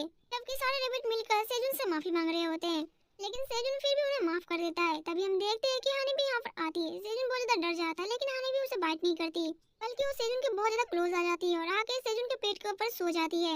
ये देखकर सेजुन को आराम मिलता है। वो कहता है कि अब लगता है कि मेरी फैमिली का मेंबर थोड़ी सी ज्यादा हो गए हैं। इसके बाद हम देखते हैं कि सेजुन को यहाँ पर आए हुए 120 दिन हो चुके थे और वो सारे लोग मिलकर फार्मिंग कर रहे होते हैं। सेजुन उनको डांट लगाता है रैबिट्स के बच्चों को और कहता है कि तुम लोग यहाँ पर कब से काम कर रहे हैं, जाओ और जाके दूसरी तरफ खेलो। सेजू ने देख के खुश था कि बेबी रैबिट अपना बचपन को अच्छे से एंजॉय कर रहे थे। तभी वहाँ पर उड़ते हुए हनी भी आती है। सेजू ने देख के बहुत ज्यादा खुश था कि इस वजह से उसके काम में थोड़ा सा आसानी हो रही है। जब तक हनी भी उसका रस चूसेगी, उसका पौधा और भी ज्यादा जल्दी से ग्रो करेगा और फूल में अच्छे फल लगेंगे। और सेजून को इस हनी बी से डरने की कोई जरूरत नहीं थी, क्योंकि हनी बी अब सेजून की बहुत ज्यादा क्लोज हो चुकी थी। और अब खेती में सेजून को ज्यादा मेहनत करने की नहीं पड़ रही थी, क्योंकि सारा काम तो रैबिट और हनी बी कर रहे थे। और उसको खाने के लिए भी टेस्टी खाना मिल रहा था, क्योंकि हनी जब अपने शहद को उस पोटैटो और हनी लीफ के ऊपर लगाती है तो बहुत ज्यादा मीठा बन जाता है और भी ज्यादा स्वादिष्ट बन जाता है। सेजून और बाकी के रैबिट इससे बहुत ज्यादा खुश थे और खाने को एंजॉय कर रहे थे। जिसके बाद हम देखते हैं कि वहाँ पर विंडो ओपन होता है, जहाँ पर लिखा होता है कि टावर मैनेजर सेजून को देख के बहुत ज्यादा खुश है। लेकिन जब सेजून पीछे मुड़ के देखता है तो मैसेंजर वहाँ से गायब हो चुका था, यानी कि टावर मैनेजर अपनी फीलिंग को छुपा रहा था सेजून से। जिसके बाद सेजून यहाँ पर दीवार पर लिखे हुए नंबर को काउंट करता है। उसे पता लगता है कि ब्लू मून फिर से आने वाला है। जिसके बाद हम देखते हैं कि वो ब्लू मून वाली नाइट आ चुकी थी। सेजून इसके लिए तैयारी कर रहा था। उसे पता था कि अगली नाइट में ये सब कुछ नहीं हुआ था, यानी कि मॉन्स्टर नहीं आए थे, लेकिन क्या पता इस बार कुछ खतरनाक सा हो जाए, इसके लिए वो तैयारी कर रहा था। वो जो सारे टमाटर को छुपा के रखा था उसमें से कुछ टमाटर को ले लेता है और बाकी टमाटर को छुपा देता है। उसने अपने लिए अनियन लीफ का बैग और जैकेट भी तैयार कर रखा था। और सारे रेबिट्स को कहता है कि वो जल्दी से जाकर छुप जाए। लेकिन हम देखते हैं कि रेबिट्स पेरेंट्स जो होते हैं वो अपने बेबी से बात कर रहे होते हैं। हनी भी यहाँ पर नहीं दिख रही थी। सेजून को पता था कि हनी भी को इस बात को मालूम होगा कि आज मून नाइट है, इसलिए वो पहले से तैयारी करके किसी जगह पर छुप गई होगी। लेकिन अब टाइम आ चुका था, इसलिए सेजून उन सबको कहता है कि अब टाइम आ चुका है, जल्दी से जाओ और घर के अंदर छुप जाओ। लेकिन हम देखते हैं कि रैबिट पेरेंट्स अपने बेबीज को एक जगह पर इकट्ठा कर देते हैं और वो कुछ कर रहे थे। सेजून को समझ में नहीं आता कि ये लोग क्या कर रहे थे। लेकिन सेजून देखता है कि वो जो रैबिट पेरेंट्स थे वो अपने बच्चे को बाहर ही छोड़ के दौड़ के घर के दरवाजे बंद कर लेते हैं। सेजून ने देख के बहुत ज्यादा हैरान था और साथ में गुस्सा भी कि कैसे वो अपने बेबीज को इस मुसीबत में छोड़ सकते हैं, जबकि कुछ ही देर में ब्लू मून आने वाला है। और सेजून को देखते देखते ब्लू मून की नाइट आ चुकी थी और ब्लू मून उन रेबिट के बच्चों को ऊपर पड़ जाती है।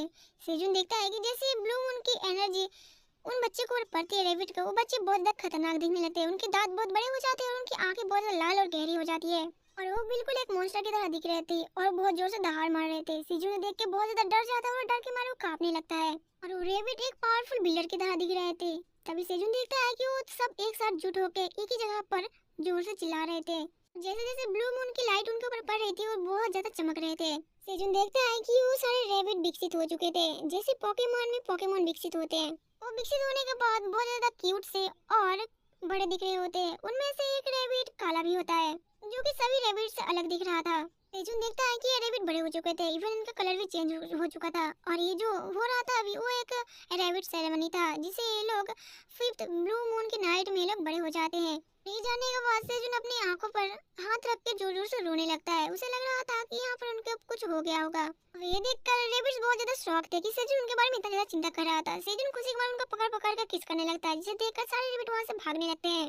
जिसके बाद नेक्स्ट डे हम देखते हैं कि रेबिट का बाल अपने घर से बाहर निकलते हैं और वो देखते हैं कि उनके बच्चे बड़े हो चुके थे और वो बहुत ज्यादा खुश हो जाते हैं और एक दूसरे से गले मिलते हैं और वो अभी सब बहुत ज्यादा खुश थे। तभी हम देखते हैं कि एक रेबिट अपना हाथ ऊपर करता है और अपने सामने एक फावड़ा निकाल लेता है। साथ ही में सारे रेबिट के पास एक एक करके आइटम आ रहे थे, जिसे देखकर सेजून बहुत ज्यादा शौक था। वैसे बाकी रेबिट के पास भी बहुत अच्छे अच्छे आइटम आ रहे थे और सारे आइटम जो थे वो फार्मिंग के लिए थे और जो 2 रेबिट थे उनके पास भी कुछ मैजिक आइटम थे। सेजून को भी समझ में आ जाता है कि इनके पास फार्मिंग के आइटम आते हैं और बाकी सब लोगों को भी आइटम मिल चुके हैं। सेजून को पहले लग रहा था कि ये जो आइटम है जो कि रैबिट के पास है वो पहले किसी दुकान में मिल रहे होंगे, लेकिन अब इसे पता चल जाता है कि जब ये बर्थ होते हैं तब इनके साथ भी ये भी मिल जाता है। इस वजह से सेजून यहाँ पर हैरान था कि इनको जन्म लेने के बाद इनके साथ इनका अलग आइटम भी आ जाता है। वैसे रैबिट के पास एक ब्लू कलर की टोली थी, जिसमें वो एक ब्लैक कलर के रैबिट को लेकर घूम रहा था और वो खेलते खेलते जाके सेजून के पास गिर जाते हैं। अभी वो ब्लैक रैबिट सेजून के पास आता है। सेजून उसे नोटिस करता है। वो पूछता है कि तुम्हारे पास कोई आइटम क्यों नहीं है। ये सुनकर ब्लैक रैबिट अपना हाथ ऊपर की तरफ करता है और वो कुछ समन करने लगता है और जैसे वो समन करता है उसके हाथ में एक हैमर आ जाता है। अब सेजून ये देख के बहुत ज्यादा हैरान था कि वाला एक हैमर फार्मिंग में किस काम का आएगा। और ब्लैक रैबिट हैमर को लेकर सीधा थॉर वाला पोज दे रहा था और वो बहुत ज्यादा खुश था। सेजून यहाँ पर पूछता है कि इस ब्लैक रैबिट का नाम क्या है। तभी सेजून के सामने एक विंडो ओपन हो जाती है। विंडो से बताती है कि एक ब्लैक वॉरियर रैबिट है। सेजून से कहता है कि अच्छा तुम एक वॉरियर रैबिट हो, इसका मतलब तुम्हारे पास आर्मर होगा। वो रैबिट भी हाँ बोलता है। जिसके बाद हम देखते हैं वो सारे रैबिट बड़े हो चुके थे और वो अपने मॉम डैड की हेल्प भी कर रहे थे। एक रैबिट अपने डैड के जैसा सेम टू सेम पानी निकालने वाला टूल ले रहा था और अपने डैड के साथ मदद कर रहा था। दूसरा बच्चा उसके मॉम के जैसा ही धारदार एक तलवार लेके रहता था, जिसमें थोड़ा सा प्रेशर बनाने में सारी चीजें आसानी से कट जाती थी। दूसरे के पास एक ट्रॉली थी जो कि सारे टमाटर को ले जाकर सेजुन को दे रहा था। एक के पास फावड़ा था जो कि उसमें से गड्ढा खोल कर न्यू पौधों को लगा रहा था। सीजू ने सब देखते हुए बहुत ही ज्यादा खुश था और खुशी के मारे उसके आंख से आंसू निकल जाते हैं। वो कहता है कि कुछ टाइम पहले ये बेबी पैदा हुए थे और बहुत ज्यादा छोटे थे, अभी इतने बड़े हो चुके हैं कि अब हमारी मदद कर रहे थे। तभी उसकी नजर पीछे की रैबिट की ओर जाता है। वो देखता है कि पीछे एक ब्लैक रैबिट मस्त लेटा हुआ था और वो चेरी टमाटर को खा रहा था। सीजू से कहता है कि तुम क्या कोई हेल्प नहीं करोगे, लेकिन वो ब्लैक रैबिट सच कुछ नहीं कहता, वो बस खाते जाता है क्योंकि उसके पास एक आर्मर था हमारे, जो कि लड़ाई में कभी काम आएगा नहीं क्योंकि यहाँ पर लड़ाई होती नहीं है। सेजन सोच रहा था कि ये रैबिट इसका किस काम के लिए आ सकता है, लेकिन वो रैबिट भी सेजन की ओर देख रहा था कि उसको भी कुछ काम करना था। अभी वो रैबिट अपना हाथ ऊपर करता है और सेजन को उस पॉइंट के पास ले जाता है और कहता है कि वो किस तरह से हेल्प कर सकता है यहाँ पर। सेजन को यहाँ पर समझ में आ जाता है कि ब्लैक रैबिट यहाँ पर कहना क्या चाहता है। ब्लैक रैबिट को यहाँ पर कहने का मतलब था कि जो पिराना फिश होती है वो टॉर्च को देखकर यहाँ पर ऊपर की तरफ आती है और जैसे वो ऊपर की तरफ आएगी रैबिट उसको सर के ऊपर अपना हथौड़ा घस देगा। इसके लिए सेजन बहुत ज्यादा राजी हो जाता है और वो दोनों तैयार हो जाते हैं। सेजन कहता है कि ठीक है मैं तैयार हूँ और जैसे वो टॉर्च को उस पॉइंट के सामने रखता है वहाँ पर फिर से एक पिराना मछली उसके ऊपर हमला कर देती है। ये देखकर ब्लैक रैबिट पूरी तरीके से तैयार था और वो अपने हैमर को लेकर उस फिश के सर के ऊपर जोर से मारता है और इतने जोर से मारता है कि वो फिश वहीं पर सीधे डेड हो जाती है और वो चारों तरफ बिखर जाती है। और ये देखकर सेजन बहुत ज्यादा हैरान था और बाद में वो सब बहुत ज्यादा मायूस हो जाते हैं और उस मछली का बस कांटा ही दिख रहा था। सेजन उसको ही लेके आके पकाता है और सबको खाने के लिए देता है। ये देख के सारे लोग बहुत ज्यादा मायूस थे। सेजन उससे कहता है कि तुम मायूस मत हो, तुम और भी ज्यादा प्रैक्टिस करो जिससे तुम अच्छा कर सकते हो। जिसके बाद हम देखते हैं कि सारे रैबिट अपना अपना काम बांट लेते हैं, जैसे वो काम करते थे पहले वैसे कर रहे थे। वैसे तो हम देखते हैं कि सेजन को इनकी मदद से सारे काम आसान हो जाते थे और उसको कुछ ज्यादा करना नहीं पड़ता था।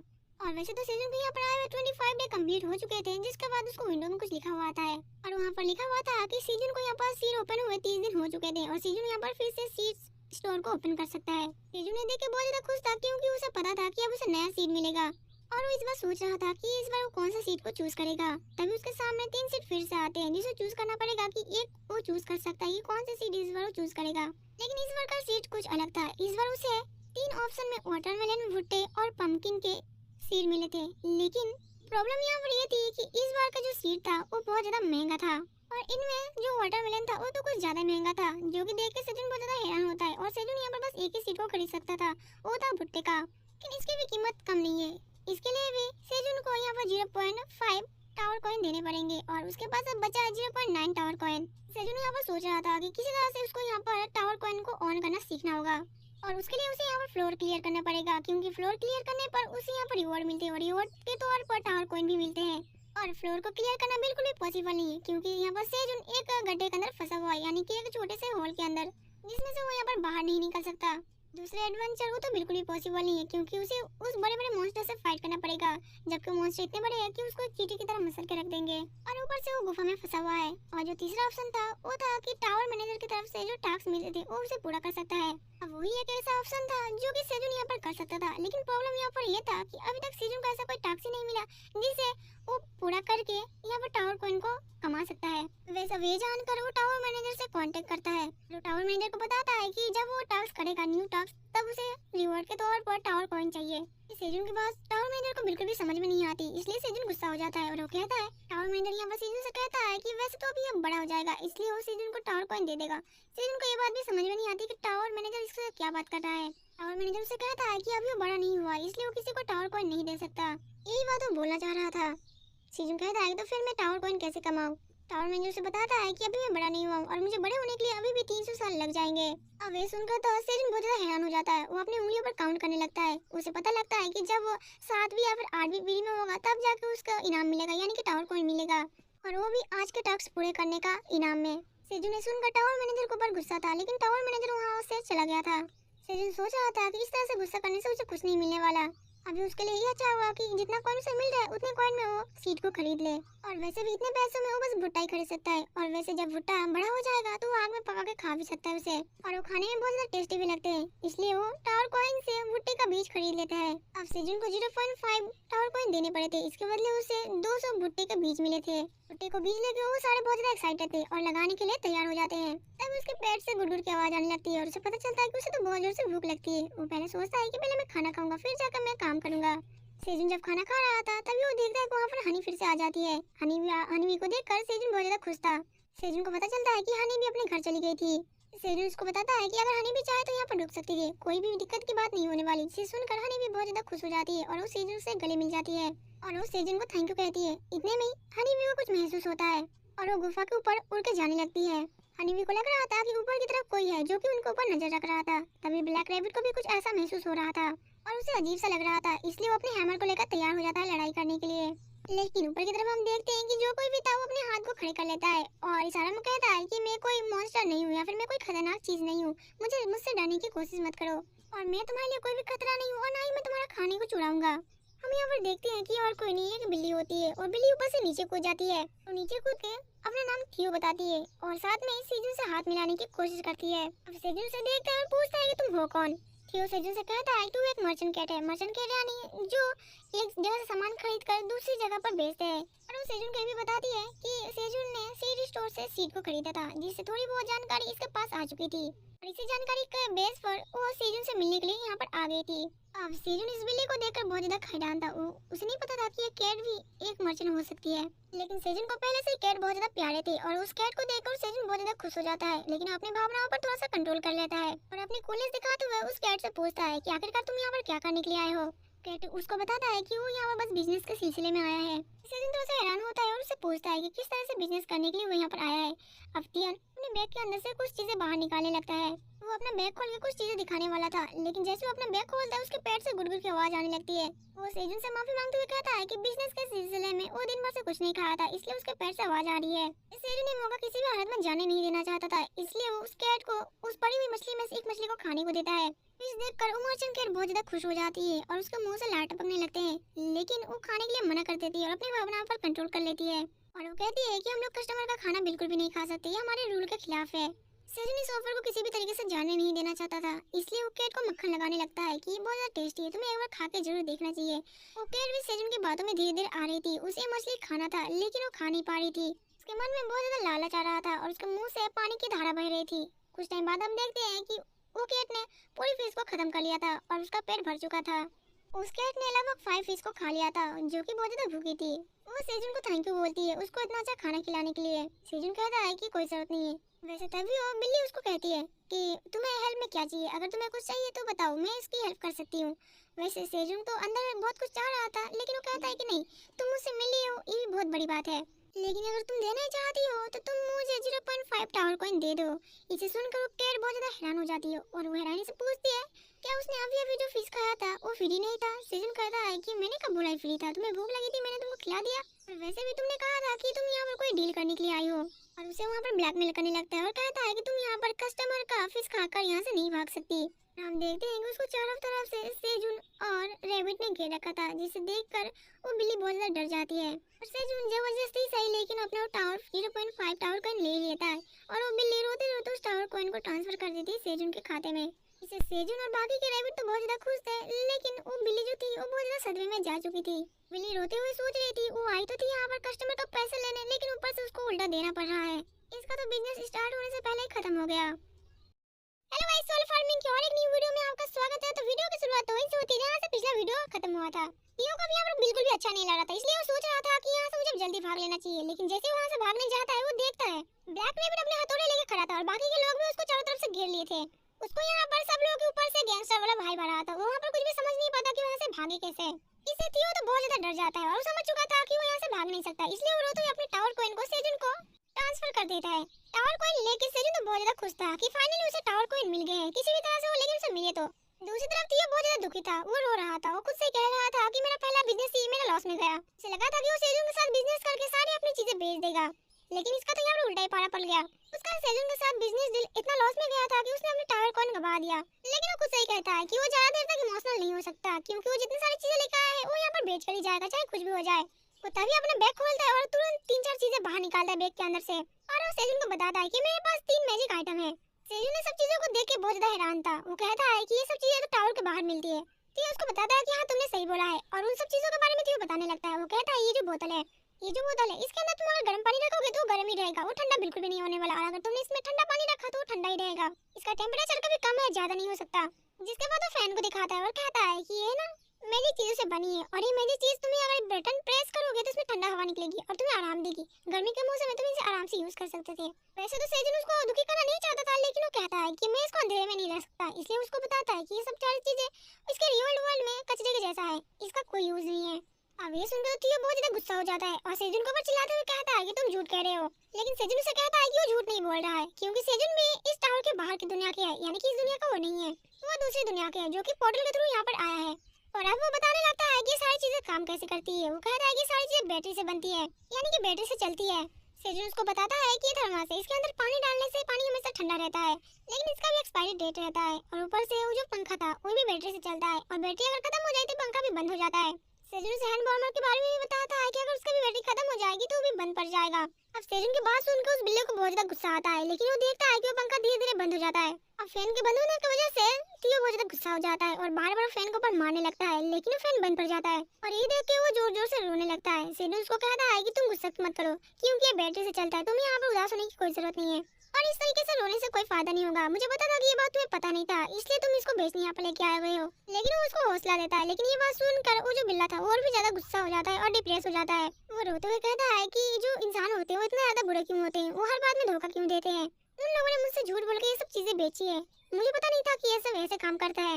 जबकि सेजुन उसको सहारा देते हुए उससे पूछता है कि तुम कौन हो और आखिरकार तुम्हारी स्टोरी क्या है और तुम यहाँ तक पहुँचे कैसे।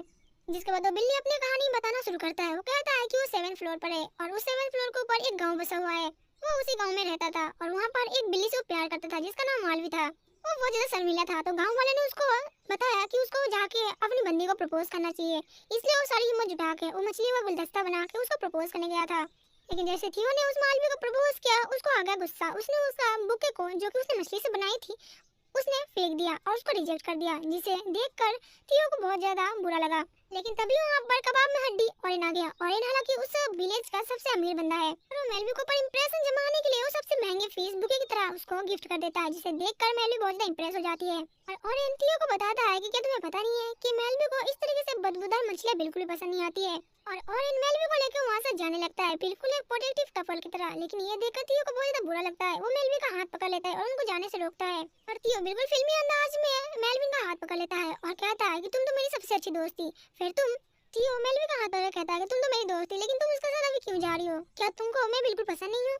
यहाँ पर इस सीन को देख के लग रहा था कि यहाँ पर एक बिल्ली का हार्ट ब्रेकिंग कहानी चल रही है, उसका ब्रेकअप किस तरह से हुआ, वन साइडेड लव स्टोरी यहाँ पर बताई जा रही थी, बिल्कुल एक फिल्मी कहानी की तरह। और मेलवी उसको बता दिया कि मैंने तुम्हें उस तरह से कभी नहीं देखा, मैंने तो बस तुम्हें देख के एक बार स्माइल पास किया था, क्योंकि लड़कियों का आधा ही होता है स्माइल करना, और तुमने इसको प्यार समझ लिया क्योंकि तुम गधे हो। मैं तुमसे प्यार बिल्कुल भी नहीं करती और मैंने बस स्माइल इसलिए कर दिया था, और मैं तुमको बिल्कुल भी पसंद नहीं करती। जिसके बाद वो ऑरेंज के साथ वहाँ से चली जाती है। ये देखकर बिल्ली को अपनी जो वन साइडेड लवर थी वो बहुत ज्यादा टूट जाता है। उसको बिलीव नहीं हो रहा था कि मेलवी ने उसको धोखा दे दिया, इसलिए उसका दिल टूट गया। और दिल टूटने के बाद उसने फैसला किया कि अब वो बहुत ज्यादा अमीर बनेगा, ऑरेंज से भी ज्यादा अमीर बनेगा, और वो एक मर्चेंट कैट बनेगा, जो कि सामान बेचने के बाद वो बहुत ज्यादा अमीर बन जाएगा। और मर्चेंट कैट बनने की वजह से उसने अपना गाँव छोड़ दिया। अब थियो की कहानी यहीं पर एंड होती थी। और कहानी सुनकर सेजुन और बाकी जो रैबिट थे उनको बहुत ज्यादा बुरा लगता है, उनको इसके लिए बहुत ज्यादा खराब लगता है कि इस बेचारे का दिल टूट गया।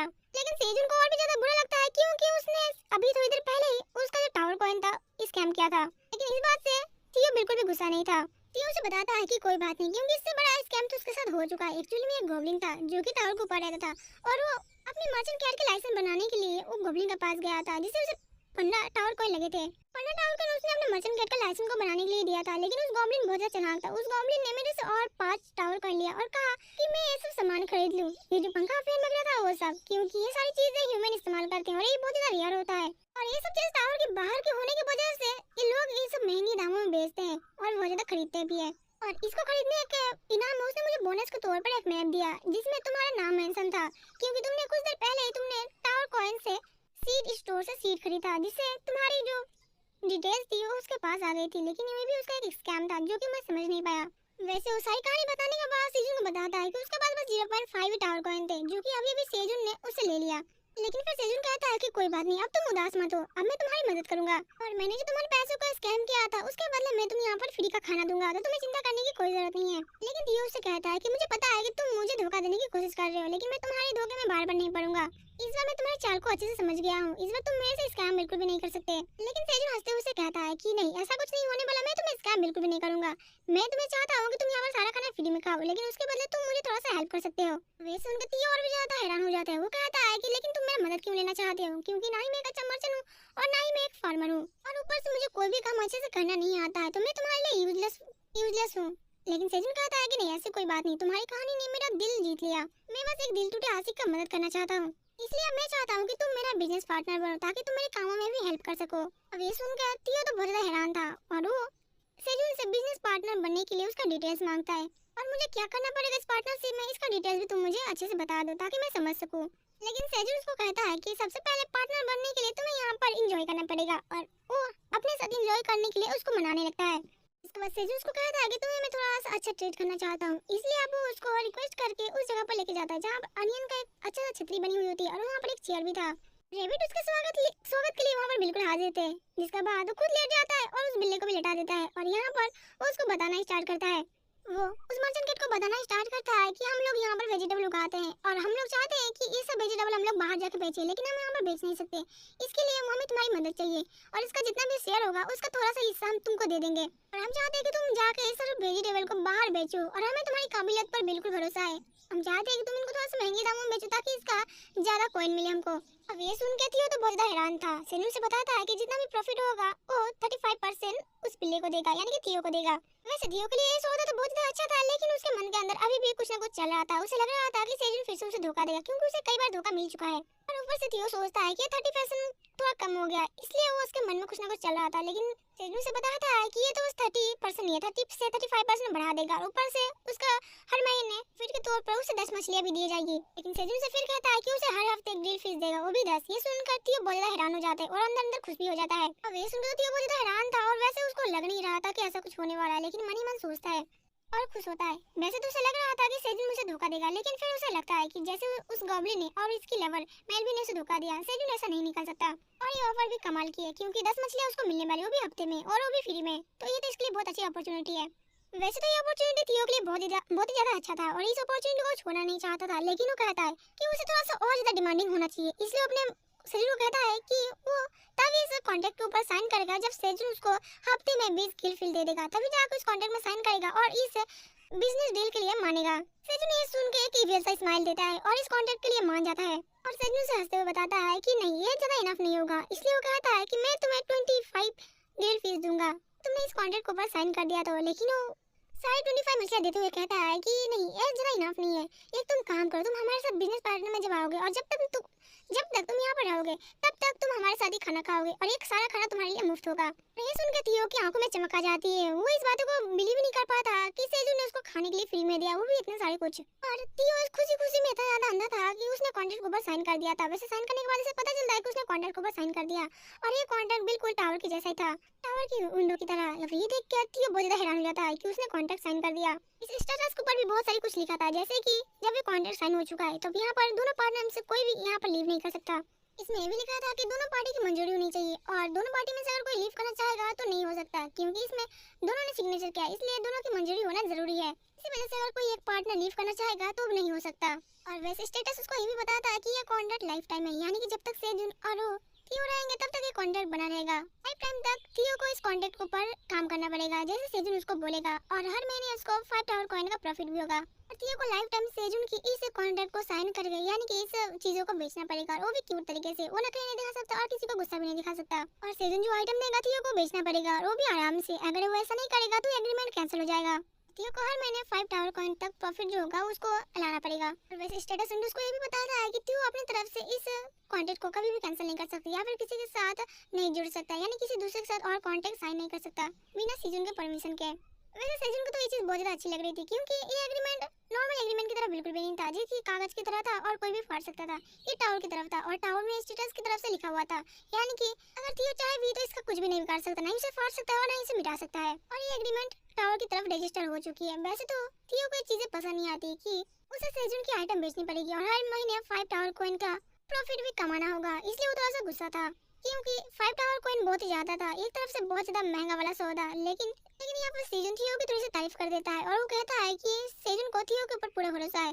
जिसके बाद सेजुन थियो के सारे आइटम के बारे में बताने लगता है, जाके सेजुन से बताता है कि हमें चेरी टमाटो बेचना है। अब ये सुन के तो थियो बहुत ज्यादा हैरान हो जाता है, वो कहता है कि चेरी टमाटर खरीदेगा कौन।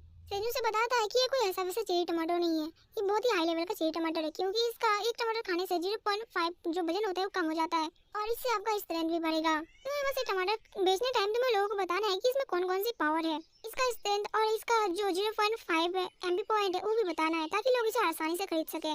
थियो तो यहाँ पर हैरान था और वो टमाटो को हाथ में लेते हुए कहता है, लेकिन हम इसको बेचेंगे किस कीमत में। यहाँ पर सेजुन से बताता है कि एक टमाटर की कीमत जो होगी वो 0.05 टावर कॉइन के बराबर होगी। वे सुनकर थियो और भी ज्यादा हैरान हो जाते हैं। वो सेजुन से कहता है कि लेकिन 0.05 टावर कॉइन ये तो कुछ ज्यादा ही हो गया, इतना ज्यादा टावर कॉइन से कोई नहीं खरीदेगा चेरी टमाटो को। लेकिन फिर वो मन में सोचता है कि उसे हर महीने 5 टावर कॉइन भी तो कमाना है, इसलिए उसे सारी चेरी टमाटर को हाईली कॉस्ट में बेचना पड़ेगा ताकि हर महीने उसे 5 टावर कॉइन जनरेट हो सके। वैसे सेजुन वो सारा खाना उसे एडवांस में दे देता है, जितनी सारी मछलियां होती है उसको पैक करके दे देता है और कहता है कि अब तुम्हारा अमाउंट तुम्हें मिल चुका है और जाके उसको एक बकेट भर के टमाटो देता है और कहता है कि इसको बेचना है। वैसे सेजुन थियो को बताता है कि यहाँ पर 1000 टमाटर है, 1000 टमाटर थियो को लेके जाना है। थियो ये सोच के हैरान हो जाता है कि उसके अपने घर 1000 टमाटर को लेके जाना है। अब ये काफी ज्यादा थे, इसलिए सेजुन से पूछता है कि तुम इसे लेके कैसे जाओगे। पहले तो थियो बोलता हैरान था कि इतना सारा टमाटर, लेकिन फिर वो अपने पास से एक बकेट निकालता है, एक बैंडल यानी चादर की तरह एक दिखने वाला छोटा सा कपड़ा है जिसमें कितना भी सामान आ जाए वो कभी भरने नहीं वाला। जिसके बाद थियो उस सारे टमाटर और अपने मछलियों को उस बैग के अंदर भर लेता है, यानी कि उस बैंडल के ऊपर, और अपने कंधे के ऊपर टांग लेता है, जिसे देखकर सेजुन और बाकी के रेबिट बहुत ज्यादा हैरान थे। इसके थोड़ी देर बाद हम देखते हैं कि सारे लोग थियो को बाय बोलते हैं और उसको गुड लक विश करते हैं टमाटर बेचने के लिए। उसके बाद हमें नेक्स्ट सीन कुछ दिनों के बाद का दिखाया जाता है, जहां पर हम देखते हैं कि 38 फ्लोर पर कुछ लोग मॉन्स्टर से फाइट कर रहे थे क्योंकि फोनिक्स टीम 37 फ्लोर को कब तक कंप्लीट कर चुकी थी और ये लोग 38 पर भी पहुंच चुके हैं। और यहाँ पर इस फ्लोर का जो लीडर था किंगडम, वो एक लड़की को डांट रहा था जिसका नाम जेसिका था। वो कह रहा था कि तुम लड़ाई के दौरान यहाँ से नहीं भाग सकती, तुम अपने टीममेट को यानी कि तुम अपने टीम लीडर को और बाकी सब लोगों को चीट कर रही हो। जेसिका तभी उसे फ्लर्ट करने लगती है और कहती है कि मैं तो आपसे बहुत ज्यादा प्यार करती हूँ, मैं ऐसे नहीं भाग सकती, मैं तो बस ऐसे इधर उधर चली गई थी, आपके देखते देखते मेरा ध्यान भटक जा रहा था। कुल मिलाकर वो इसको फ्लर्ट कर रही थी अपनी जान बचाने के लिए। तभी पीछे की तरफ से किंगडम को झाड़ियों की तरफ से आवाज आती है। वो तैयार हो जाता है और कहता है कि कौन है यहाँ पर, सामने निकलो। और किंगडम तुरंत अपनी तलवार को बाहर निकाल देता है, लेकिन तभी झाड़ियों में से थियो निकलता है और सबको हेलो बोलता है। और थियो उनको बताता है कि वो एक मर्चेंट कैट है और अपने टमाटर को बेचने के लिए वो यहाँ पर आया है। वो दोनों लड़के देख के बहुत ज्यादा हैरान हो जाती है और थियो उनको बहुत ज्यादा क्यूट लग रहा था। थियो कहता है कि मैं सच में क्यूट हूँ। वैसे तभी थियो को सेजुन की बात याद आती है कि ऐसे उसे टमाटर को बेचना चाहिए। तभी वो अपने पीछे से उस टमाटर को निकालता है और उनको कहता है कि ये टमाटर 0.5 टावर कॉइन में बेचना चाहता है। किंगडम उससे कहता है कि तुम अगर कोई अच्छा चीज बेचना चाहोगे तो हम लोग खरीद सकते हैं, लेकिन 38 फ्लोर पर तुम आ चुके हो तो इसका मतलब है कि तुम कुछ ज्यादा अच्छे हो और तुम कुछ ज्यादा अच्छी चीजें लेके आए हो यहाँ पर बेचने के लिए। और तुम ये टमाटर लेके आए हो जो कि एक नॉर्मल खाना है, इससे हमारा बस पेट भर सकता है और कुछ नहीं हो सकता। तुम्हें यहाँ पर कुछ अनोखी चीज लेके आनी चाहिए थी। लेकिन थियो उनको कहता है कि तुम लोग बेवकूफ हो, तुम लोग पहले मेरी पूरी बात सुन लो फिर जाकर तुम लोग यहाँ से जाओगे। फिर वो उन लोगों का कहता है कि तुम लोग अपना स्टेटस विंडो ओपन करो और देखो इसका पावर कितना है। लोग अपनी स्टेटस विंडो ओपन करते हैं और देखने लगते हैं। वो लोग उसमें भड़क जाते हैं कि 0.5 टावर कॉइन नहीं तो कुछ ज्यादा ही है, क्या तुम मुझसे मजाक कर रहे हो? इतना टावर कॉइन में तुम्हारा चेरी टमाटर कौन ही खरीदना चाहेगा? लोग तो खामों का यहाँ पर अपना टाइम वेस्ट कर रहे थे। चलो साथ ही यहाँ से चलते हैं। तभी वहाँ पर एक लड़की उस स्टेटस विंडो के बारे में अच्छे से पढ़ती है। उसे वहाँ पर पता चलता है कि ये टमाटर जो है चेरी टमाटर वो 10 जी फैट को लूज कर सकती है। उन लोगों को बताती है कि ये टमाटर को ऐसे वैसे टमाटर नहीं है, ये कोई खास टमाटर है क्योंकि ये 10 ग्राम तुम्हारा फेट लूज कर सकती है, वो भी एक चीज टमाटर में। वो सुनकर सारे लोग बहुत ज्यादा हैरान हो जाते हैं और वो पीछे मुड़कर कहते हैं, क्या तुम क्या ये बात सही बोल रही हो? और जब इनको ये बात पता चलती है कि ये बात बिल्कुल सच है तो थियो के पास जाकर 100 करके खरीदने लगते हैं। ये सुनकर वहाँ पर सारी जगह पर भीड़ लगने लगती है और थियो के पास से टमाटर धीरे धीरे सब लोग खरीदने लगते हैं। नेक्स्ट में दिखाया जाता है कि यहाँ पर सेजुन बताता है रैबिट्स को कि ये चीज टमाटर बहुत ज्यादा अच्छी है, अगर किसी के पास मैजिक चीज है या फिर मैजिक आइटम है तो इसको खाने से उसका मैजिकल पावर बढ़ेगा और उसके साथ साथ तुम्हारा जो फैट है वो भी कम होता रहेगा। और इसका और एक अच्छी बात है कि इसका कोई भी साइड इफेक्ट नहीं है और खाने में तो बहुत ही ज्यादा अच्छा है। और वो कहता है कि मुझे होप है कि जो थियो है वो सारे टमाटर को आराम से बेच सकता है, मुझे उसके ऊपर बिलीव है। और हम देखते हैं कि थियो ने सारे टमाटर को बेच चुका था, जिसके बाद वो खुशी का आंसू रोने लगता है उन सारे कॉइन को देखकर, क्योंकि थियो को यहाँ पर भरोसा नहीं हो रहा था कि उसने 1000 टमाटर को एक ही बार में बेच लिया। उसका खुशी का कोई ठिकाना नहीं था। दूसरी तरफ हम सेजुन को देखते हैं जो कि अपने गाजर के पौधों को देख रहा था। वैसे वो ज्यादा हैरान था क्योंकि उसने 1000 गाजर का सीड लगाए थे, लेकिन उसमें से बस 700 ही उगे हैं। ऐसा इसलिए हो रहा था क्योंकि उसे लग रहा था कि यहाँ पर फर्टिलाइजेशन और कीटनाशक की कमी हो गई है और उसे ऐसा लग रहा था कि ऐसा भी हो सकता है कि गुफा के कारण हो रहा है क्योंकि गुफा में धूप बहुत कम पड़ रही है और इधर का एरिया बहुत ज्यादा छोटा था और यहाँ पर अच्छे से कोई चीजें भी ग्रो नहीं हो पाती या फिर उसका लेवल कम था। लेकिन फिर भी 1000 में से 700 पौधे तो उगने ही चाहिए। तभी उसकी नजर ब्लैक रेबिट की ओर जाती जो कि अनियन का मसाल के ऊपर उछाल कर मछलियों को बहुत ही तेजी से मार रहा था। इसमें अब ब्लैक रेबिट बहुत ज्यादा एक्सपर्ट बन चुका था और धीरे धीरे उसका लेवल अप भी हो रहा था। सेजू उसे देख के बहुत ज्यादा खुश था और साथ में वो देखता है कि ब्लैक रेबिट ग्रो कर रहा था क्योंकि वो लेवल अप कर रहा था, इसलिए सेजू उसको शाबाशी देता है। इसलिए ब्लैक रेबिट यहाँ पर थोड़ा सा शो ऑफ करता है जिसके कारण व्हाइट रेबिट उसके सर में एक फावड़ा मारती है।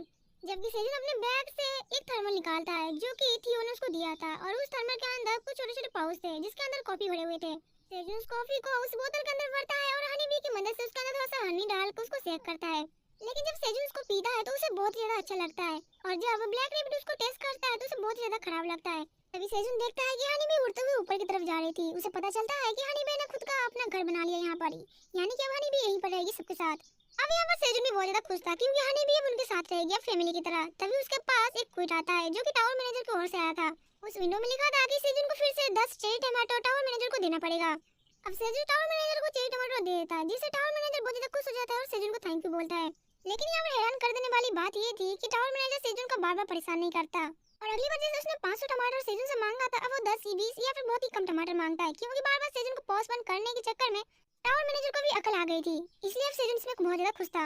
तभी अचानक उसका ध्यान मेल डेविड की ओर जाती है। जब उसे पता चलता है कि उसकी कॉफी तो उसने पूरा पी लिया, इसलिए सेजन को बहुत ज्यादा बुरा लगता है। जिसके बाद हम नेक्स्ट सीन देखते हैं उसी गॉब्लिन का जिसने थियो को सामान बेचा था, जो कि थियो को ऊपर गुस्सा दिखा रहा था कि थियो अभी तक उसके पास वापस क्यों नहीं आया। और उस गॉब्लिन की बातें सुनकर ऐसा लग रहा था कि जैसे उसे थियो की फिक्र हो रही थी।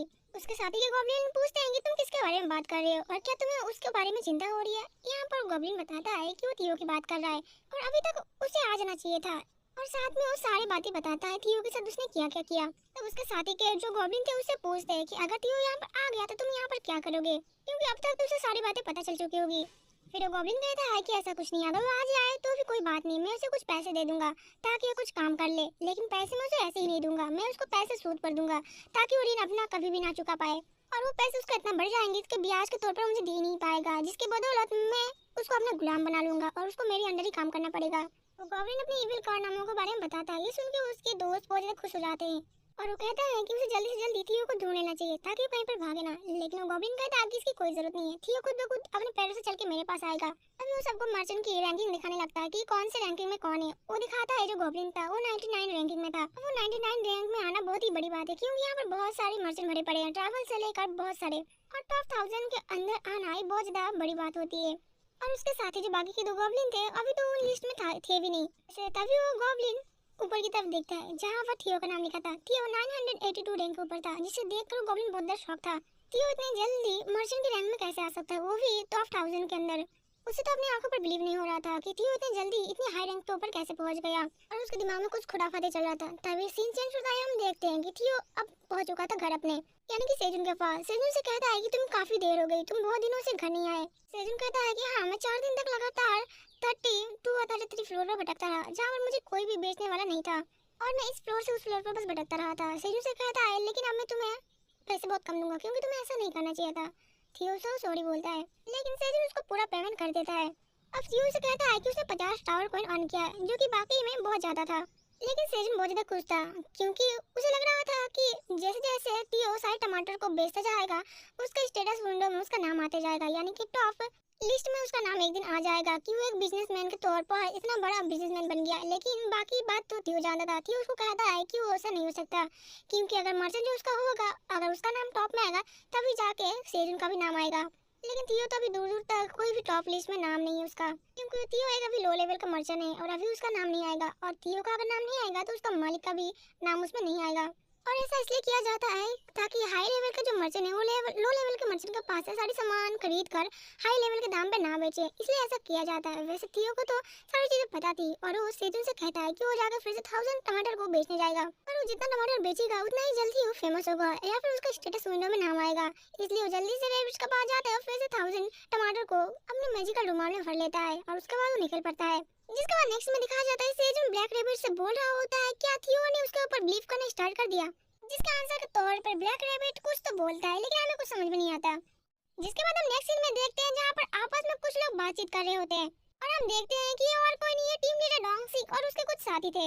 तभी टीम लीडर डोंगसिक के मोबाइल में कुछ मैसेज आता है। ये मैसेज उसकी बेटी की तरफ से था जिसमें उसके बेटी ने लिखा था कि उसके डैड के दिए गए चेरी टमाटर ने उसके डाइट में बहुत ज्यादा मदद की है और उसकी वेट बहुत ज्यादा लूज हो चुकी है और वो अपने डैड से बहुत ज्यादा प्यार करती है और भी इस तरह के चेरी टमाटर लाने के लिए वो कहती है। जबकि हम देखते हैं कि इस मैसेज को देखने के बाद डोंगसिक की आंखों से आंसू गिरने लगते हैं। उसके साथी के लोग पूछते हैं कि क्या हुआ लीडर, आप रो क्यों रहे हो। डोंगसिक बताता है कि उसकी बेटी बहुत ज्यादा चिड़चिड़ी रहती थी अपनी वेट को लेकर, वो अपनी डाइट को कंप्लीट नहीं कर पा रही थी, लेकिन मैंने उसको जब से चेरी टमाटर दिया है वो तब से बहुत ज्यादा खुश रहने लगी है और उसने कहा है कि वो अपने डैड से बहुत ज्यादा प्यार करती है। वैसे तो मैंने पिछली बार 20 पीसेज ही खरीदे थे, लेकिन मुझे नहीं पता था कि उसको इतना ज्यादा टमाटर पसंद आएगा। अब मुझे लगता है कि मेरी बेटी पहले जैसी बन जाएगी और पहले जैसे मुझे प्यार करेगी। उसका साथी उससे कहता है कि आप किस बारे में बात कर रहे हो, क्या आप चेरी टमाटर के बारे में बात कर रहे हो जो पिछली बार उस मर्चेंट कैट लेके आई थी। मुझे ऐसा लग रहा है कि आजकल की जो लड़कियां है वो चेरी टमाटर से कुछ ज्यादा ऑब्सेस हो गई है। तभी वहाँ पर और एक लड़का अपनी फोटो दिखाते हुए कहता है कि पिछली बार मैंने एक लड़की को बस ऐसे एक चेरी टमाटर दे दिया था और वो अब मेरी गर्लफ्रेंड है। वैसे तो सारे लोग देख के बहुत ज्यादा हैरान होते हैं। तभी एक लड़का कहता है कि मेरे पास कुछ टमाटर बचे हुए हैं। अब ये सुनकर सारे लोग बहुत ज्यादा एक्साइटेड हो जाते हैं और खरीदने के लिए बहुत ज्यादा उत्सुक हो जाते हैं। तभी एक बंदा कहता है कि मैं तुम्हें इसके लिए 50,000 वॉन नहीं 1 लाख वॉन दूंगा, क्या तुम मुझे ये टमाटर दे सकते हो। तभी लीडर डोंगसू कहता है कि हम लोग इस तरह से नहीं झगड़ सकते, हमें 38 फ्लोर पर जाना ही होगा। तभी वहाँ पर एक लड़की आती है और टीम लीडर को कहती है कि टीम लीडर क्या आप लोग जाने के लिए रेडी हो। हम देखते हैं कि ये और कोई नहीं है जेसिका होती है और साथ ही के 2 मेंबर और भी होती हैं जो कि काफी ज्यादा फिट और फाइन लग रही थी। जबकि वहीं पर पहली लड़की कहती है कि टीम लीडर हम तैयार है 38 फ्लोर पर जाने के लिए और बहुत सारे कॉइन के साथ टमाटर खरीदने के लिए। मेरा मतलब है कि टावर को क्लियर करने के लिए। जेसिका कहती है कि हाँ बिल्कुल, हम लोग टमाटो खरीदने के लिए बिल्कुल रेडी है, मेरा मतलब स्पाइडर मॉन्स्टर को खत्म करने के लिए।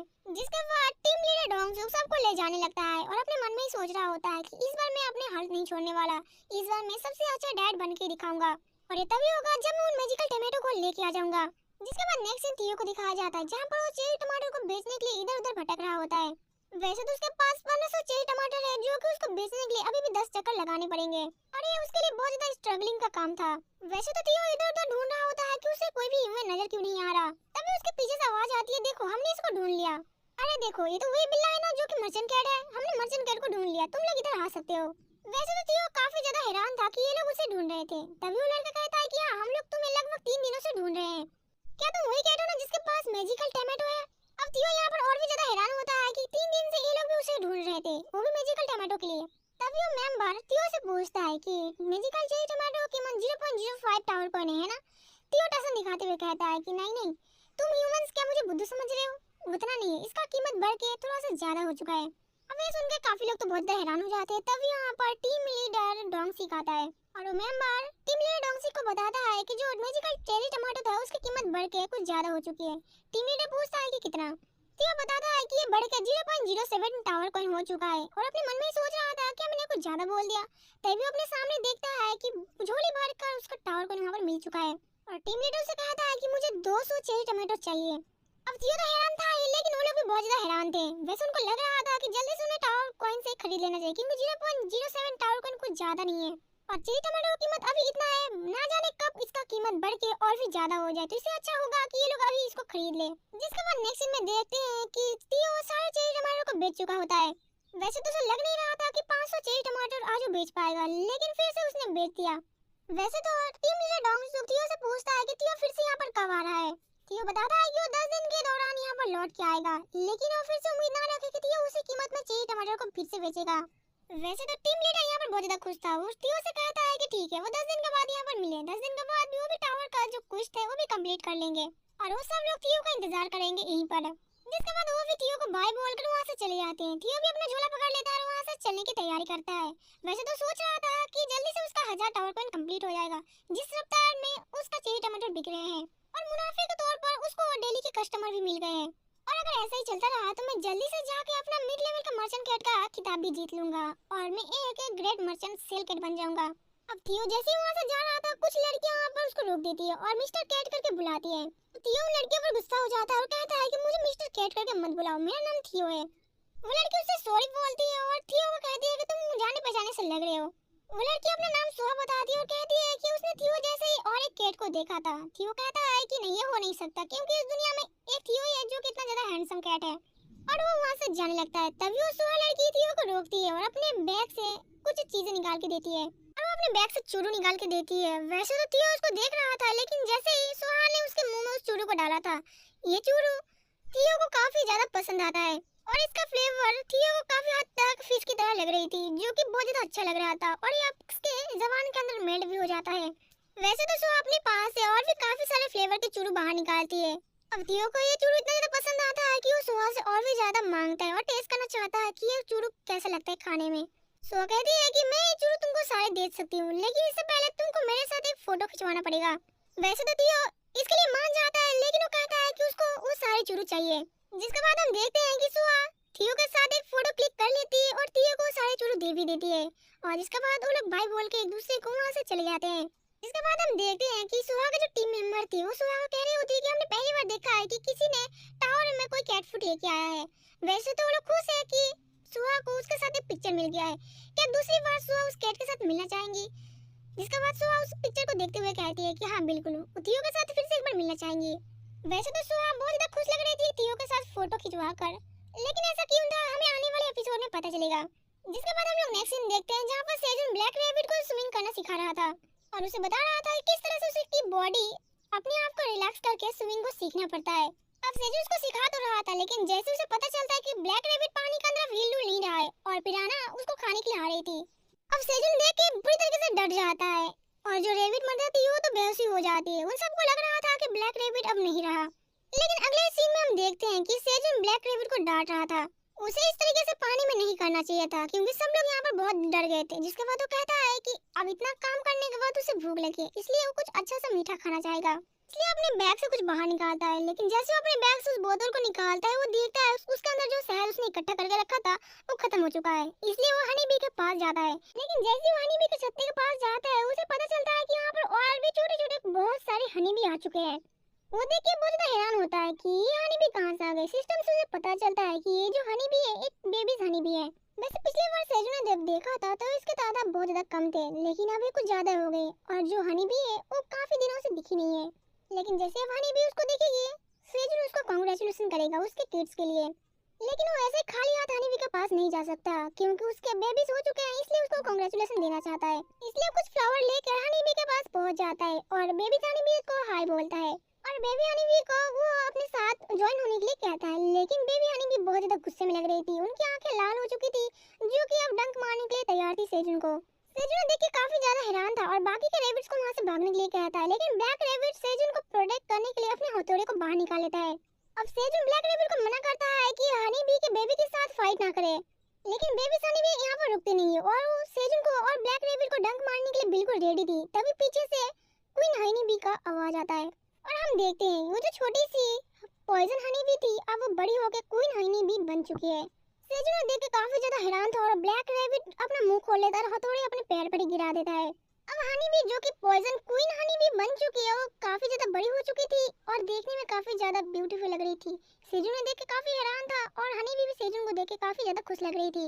जिसके बाद हमें नेक्स्ट सीन दिखाया जाता है जहाँ पर टावर मैनेजर इन हनी बी के बारे में कुछ स्टडी कर रहा था। उसे पता चलता है कि हनी बी जो है ये कुछ अलग टाइप का कार्बनियस टावर मॉन्स्टर है जो कि वेनम की तरह काम करती है और अपने शिकार को दबोच लेती है। वैसे तो टावर मैनेजर को इसके बाद और कुछ बारे में पता चलता है टावर मैनेजर गाइड बुक में, लेकिन वो कहता है कि वो बाद में इन सब चीजों के बारे में अपने दादाजी से पूछ लेगा। उसने ये सब चीजें एक्सपेक्ट नहीं किया था, लेकिन अभी के लिए फिलहाल उसकी नजरें सेजुन के ऊपर आके अपनी गड़ाई रखनी होगी ताकि सेजुन कर क्या रहा है उसे पता चलता रहे। जिसके बाद नेक्स्ट सीन में सेजुन को दिखाया जाता है जो कि हनी बी को देखकर वैसे ही बहुत ज्यादा हैरान था और हनी बी से पूछता है क्या तुम एक क्यूट सी पॉइजन हनी बी हो। हनी बी उसे बताती है इशारों में कि वो ही है और वो अपनी क्यूट सी स्माइल सेजुन की ओर पास करती है। जिसके बाद हनी बी के पास्ट के बारे में बताया जाता है कि कैसे हनी बी सेजुन तक पहुंची। हमें दिखाया जाता है कि हनी बी जैसे जैसे बड़ी होती जा रही थी उसकी बॉडी के अंदर कुछ चेंजेस आ रहे थे, लेकिन क्वीन हनी बी को लग रहा था कि पॉइजन भी कुछ दगाबाजी कर रही है उनके केव के अंदर, इसलिए वो अपने छत्ते के अंदर से उसे निकाल देती है। लेकिन पॉइजन बी को कुछ भी समझ में नहीं आता, ये इसलिए हो रहा था कि पॉइजन बी अभी तक रेडी हो चुकी थी अंडे देने के लिए। अब इसलिए पॉइजन बी डिसाइड करती है कि वो खुद से बाहर जाके अपने लिए खुद का छत्ता बनाएगी और वो इंडिपेंडेंट बनेगी। जिसके बाद वो सेजुन से मिली। सेजुन के साथ उसका मुलाकात बहुत ज्यादा अच्छा था, लेकिन इसी सफर में उसको बहुत ज्यादा पेन से गुजरना पड़ा उसके ट्रांसफॉर्मेशन के लिए, और ऐसे ही धीरे धीरे चेंजेस की वजह से एक दिन वो बहुत बड़ी क्वीन हनी बी बन चुकी है। जिसके बाद सीन प्रेजेंट में आता है और सेजुन हनी बी को फूल का गुलदस्ता देते हुए यानी कि छोटा सा फूल का भेंट देते हुए हनी बी को कांग्रेचुलेशन करता है। वैसे तो काफी ज्यादा awkward था, लेकिन फिर भी सेजन हनीबी को देख के काफी ज्यादा खुश लग रहा था। अब हनीबी यहाँ पर बहुत ज्यादा शॉक थी कि किसी ने पहली बार उसको इतना अच्छे तरीके से ट्रीट किया, इसलिए वो खुशी के मारे सेजन के गले लग जाती है। अब बाकी के जो बेबी बी थे वो भी काफी ज्यादा कंफ्यूज लग रहे थे कि उसकी मॉम सेजन के गले क्यों लग रही है, लेकिन जब उन्हें पता चलता है कि उनको बहुत ज्यादा अच्छा लग रहा है तो वो भी सेजन के गले लग जाती है। पहले तो सेजन बहुत ज्यादा डर रहा था कि ये हनीबी उनको बाइट न कर दे, लेकिन जब उसे बाद में पता चलता है कि ये जो बेबी हनीबी है वो भी उसके बहुत ज्यादा क्लोज है और उसको बहुत ज्यादा प्यार करते हैं, तब वो भी बहुत ज्यादा रिलैक्स हो जाता है। जिसके बाद नेक्स्ट हमें कुछ दिनों का बाद का सीन दिखाया जाता है, जहाँ पर सेजुन काफी गहरी नींद में सो रहा था। वहाँ पर ब्लैक रैबिट आगू उसे उठा रहा था। वो लोग सेजुन को इसलिए उठा रहे थे क्योंकि जो गाजर उन लोगों ने उगाने के लिए दिया था वो उग चुके थे, और उनमें से जो एक गाजर था वो ब्लू मून की एनर्जी की वजह से ब्लू हो चुका था। सेजुन जब ये देखता है तब उसे पता लग जाता है कि क्यों रैबिट उसको धक्का मार के यहाँ तक लेके आए थे। वैसे तो सारे रैबिट को टीज करता है कि अब मुझे पता चल गया कि उन लोगों को इस कैरेट को खाना है, इसलिए सेजुन उस कैरेट को मिट्टी में से खोद कर बाहर निकाल लेता है। जबकि उसे पता चलता है कि इस कैरेट का साइज कुछ ज्यादा ही बड़ी है और ये ब्लू मून की एनर्जी से बनी है, इसलिए इसका टेस्ट काफी हद तक कैरेट से कुछ ज्यादा मीठा और अच्छा होगा। और इसका जो स्टोर टाइम है वो भी 45 डे तक होगा, यानी कि चेरी टमाटर के मुकाबले कुछ ज्यादा दिन तक होगा। इस कैरेट की वजह से जो सेजुन की रैंक थी वो E+ हो चुकी थी और उसे एक्स्ट्रा 70 एक्सपीरियंस पॉइंट भी मिलता है, जिससे सेजुन तो काफी ज्यादा खुश था। वैसे तो सेजुन को बस 50 पॉइंट ही चाहिए था, लेकिन ये पॉइंट उसको 70 मिले, जो कि काफी ज्यादा था। वैसे तो वो गाजर एक ही था जो कि ब्लू मून की एनर्जी से बना था, इसलिए सेजुन तय करता है कि वो गाजर उन रैबिट को ही दे देगा, क्योंकि उन लोगों ने काफी ज्यादा मेहनत की हार्वेस्टिंग में। वैसे तो सारे रैबिट्स बहुत ज्यादा खुश थे वो ब्लू मून की एनर्जी वाले गाजर को पाकर, इसलिए उन लोगों में से एक रैबिट जिसके पास काटने वाला एक नुकीला हथियार होता है, वो अपनी ताकत से उस गाजर को अच्छे से पीसेस में काट देते हैं और हर एक रैबिट के पास उनका अपना अपना हिस्सा चला जाता है, जिसे देखकर सेजुन तो बहुत ज्यादा खुश था और उस रैबिट के लिए तालियां भी बजाता है कि उसने बहुत ही इक्वल तरीके से सब पीसेस में काट दिया और सबके पास अच्छे से चला गया भी है। लेकिन वो सब तो ठीक था, लेकिन ब्लैक रैबिट के पास सबसे छोटा वाला और निचले वाला हिस्सा पड़ा था, इसलिए वो व्हाइट रैबिट को घूर के देख रहा था। जिसके बाद सेजुन को पता चलता है कि जो ब्लू मून की एनर्जी है वो 5 टमाटो के ऊपर पड़ चुकी है, इसलिए उसके पास अब 5 ब्लू मून वाले टमाटो है। अब सेजुन के पास वैसे तो 5 चेरी टमाटो थे जो कि ब्लू मून की एनर्जी से बने थे, इसलिए अब सेजुन ट्राई करता है कि वो इक्वल तरीके से ट्रीट करेगा और वो टावर मैनेजर को वो 5 चेरी टमाटो को दे देगा। अब सेजुन टावर मैनेजर को 5 टमाटो दे देता है और टावर मैनेजर कहता है कि वो स्किल के लिए काफी उत्सुक है। वो उम्मीद करता है कि टावर मैनेजर सेजुन को कुछ अच्छा स्किल देगा अगली बार। उसके बाद सेजुन देखता है कि स्टेटस विंडो में टावर मैनेजर लिखा था कि टावर मैनेजर सेजुन से बहुत ज्यादा खुश है और वो सेजुन को स्किल देने के लिए तैयार है, लेकिन वो अगली बार देगा, अभी के लिए नहीं। सेजुन देखता है और कहता है अपने मन के अंदर कि अगली बार देगा, इससे अच्छा अभी दे दो। लेकिन तभी उसके पास से कुछ आवाज आती है, वो देखता है कि थियो यहाँ पर आ चुका है और थियो के पीछे क्वीन बी के बेबी बच्चे लगे पड़े हैं। थियो यहाँ पर काफी ज्यादा डरा हुआ था बेबी क्वीन बी से और सेजुन को कहता है कि मिस्टर सेजुन, क्या आप इन क्वीन बी के बच्चों को मुझसे दूर करोगे? ये लोग मुझ पर अटैक ना करें, इसके लिए तुम क्या कर सकते हो? प्लीज जल्दी कुछ करो, वरना ये लोग तो मुझे डंक मार के यहीं पर मार देंगे, क्योंकि ये लोग बहुत ज्यादा जहरीले होते हैं। सेजन सोच रहा था जब बेबी बी पैदा हुए थे तब थियो यहाँ पर नहीं था और पॉइजन बी के जो बेबी थे वो अभी काफी ज्यादा बड़े हो चुके हैं और उनको पता है कि कौन उनका एनिमी है और कौन उनका दोस्त है। और थियो जैसे कि यहाँ पर था नहीं, इसलिए बेबी बी के बच्चों को लग रहा था कि थियो यहाँ पर एक एनिमी है, इसलिए उसको डंक मारने के लिए रेडी थे। इसलिए फट से थियो को उठाकर अपने गालों के पास उसको किस करने लगता है और कहता है कि हमारी फैमिली का हिस्सा है, तुम लोग इसे डंक नहीं मार सकते। उसके बाद बेबी भी वहाँ से चले जाती और थियो सेजुन को थैंक यू भैया बोलता है। वे सुनकर सेजुन थियो को गाल पकड़ के जोर जोर से खींचने लगता है और कहता है कि तुमने मुझसे भाई कैसे बोला? तुम मेरे लिए एक एम्प्लॉय हो और एम्प्लॉय और एक मैनेजर कभी भी भाई नहीं हो सकते, समझे? हमें एक सेम लेवल के होने चाहिए और हम लोग सेम लेवल के नहीं है, तो अगली बार से ध्यान रखना इस बात को। वैसे थियो कहता है कि मैं समझ गया, लेकिन तुमने तो कहा था कि हम लोग एक फैमिली है, तो फिर तुम मुझे गाल क्यों खींच रहे हो? वैसे ठीक है, अब तुम मेरा गाल छोड़ सकते हो, अगली बार से मैं तुम्हें भाई नहीं बोलूंगा। वैसे सेजुन थियो से कहता है कि एम्प्लॉय थियो, तुमने जो चेरी टमाटर बेचे थे उसके पैसे कहाँ पर है? मुझे उसका हिसाब चाहिए। थियो अपने पास से सारे पैसे निकाल कर सेजुन को दे देता है। सेजुन सारे टावर कॉइन को देख के काफी ज्यादा खुश लग रहा था। यहाँ पर 35 टावर कॉइन थे जो कि काफी अच्छे थे और काफी तारीफ थे थियो के लिए। उसके बाद थियो सरप्राइज देते हुए उसको और भी ज्यादा टावर कॉइन दिखाता है जो कि उसने एक्स्ट्रा चार्ज किए था आज ह्यूमन से, और उसने काफी ज्यादा टावर कॉइन अर्न कर लिए क्योंकि उसने 0.05 टावर कॉइन से बढ़ाकर 0.07 कर लिए थे, इसलिए उसको 0.02 टावर कॉइन ज्यादा एक्स्ट्रा मिले थे, इसलिए वो सेजुन को दे रहा था। वैसे तो थियो को यहाँ पर लग रहा था कि सेजन वो एक्स्ट्रा टावर कॉइन देख के काफी ज्यादा सरप्राइज होगा, लेकिन सेजन उसका हिस्से का काम करने का जो पैसे थे वो थियो को देता है।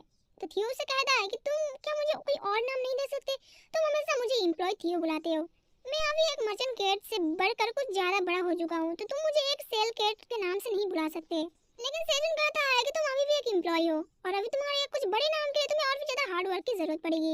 इससे थियो काफी ज्यादा मायूस हो जाता है और कहता है कि मैं कितना हार्ड वर्क करूं, मैं कब तक एक सेल कैट बन के रहूंगा।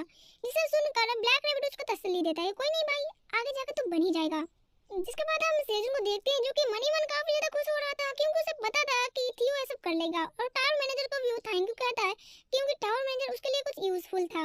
इसलिए वो डिसाइड करता है कि और भी ज्यादा ब्लू मून के एनर्जी वाले चेरी टमाटो टावर मैनेजर को गिफ्ट करेगा ताकि टावर मैनेजर उसके हिसाब से काम करता रहे। जबकि उसकी नजर थियो की ओर जाती है जो कि थियो चूरू चाट रहा था।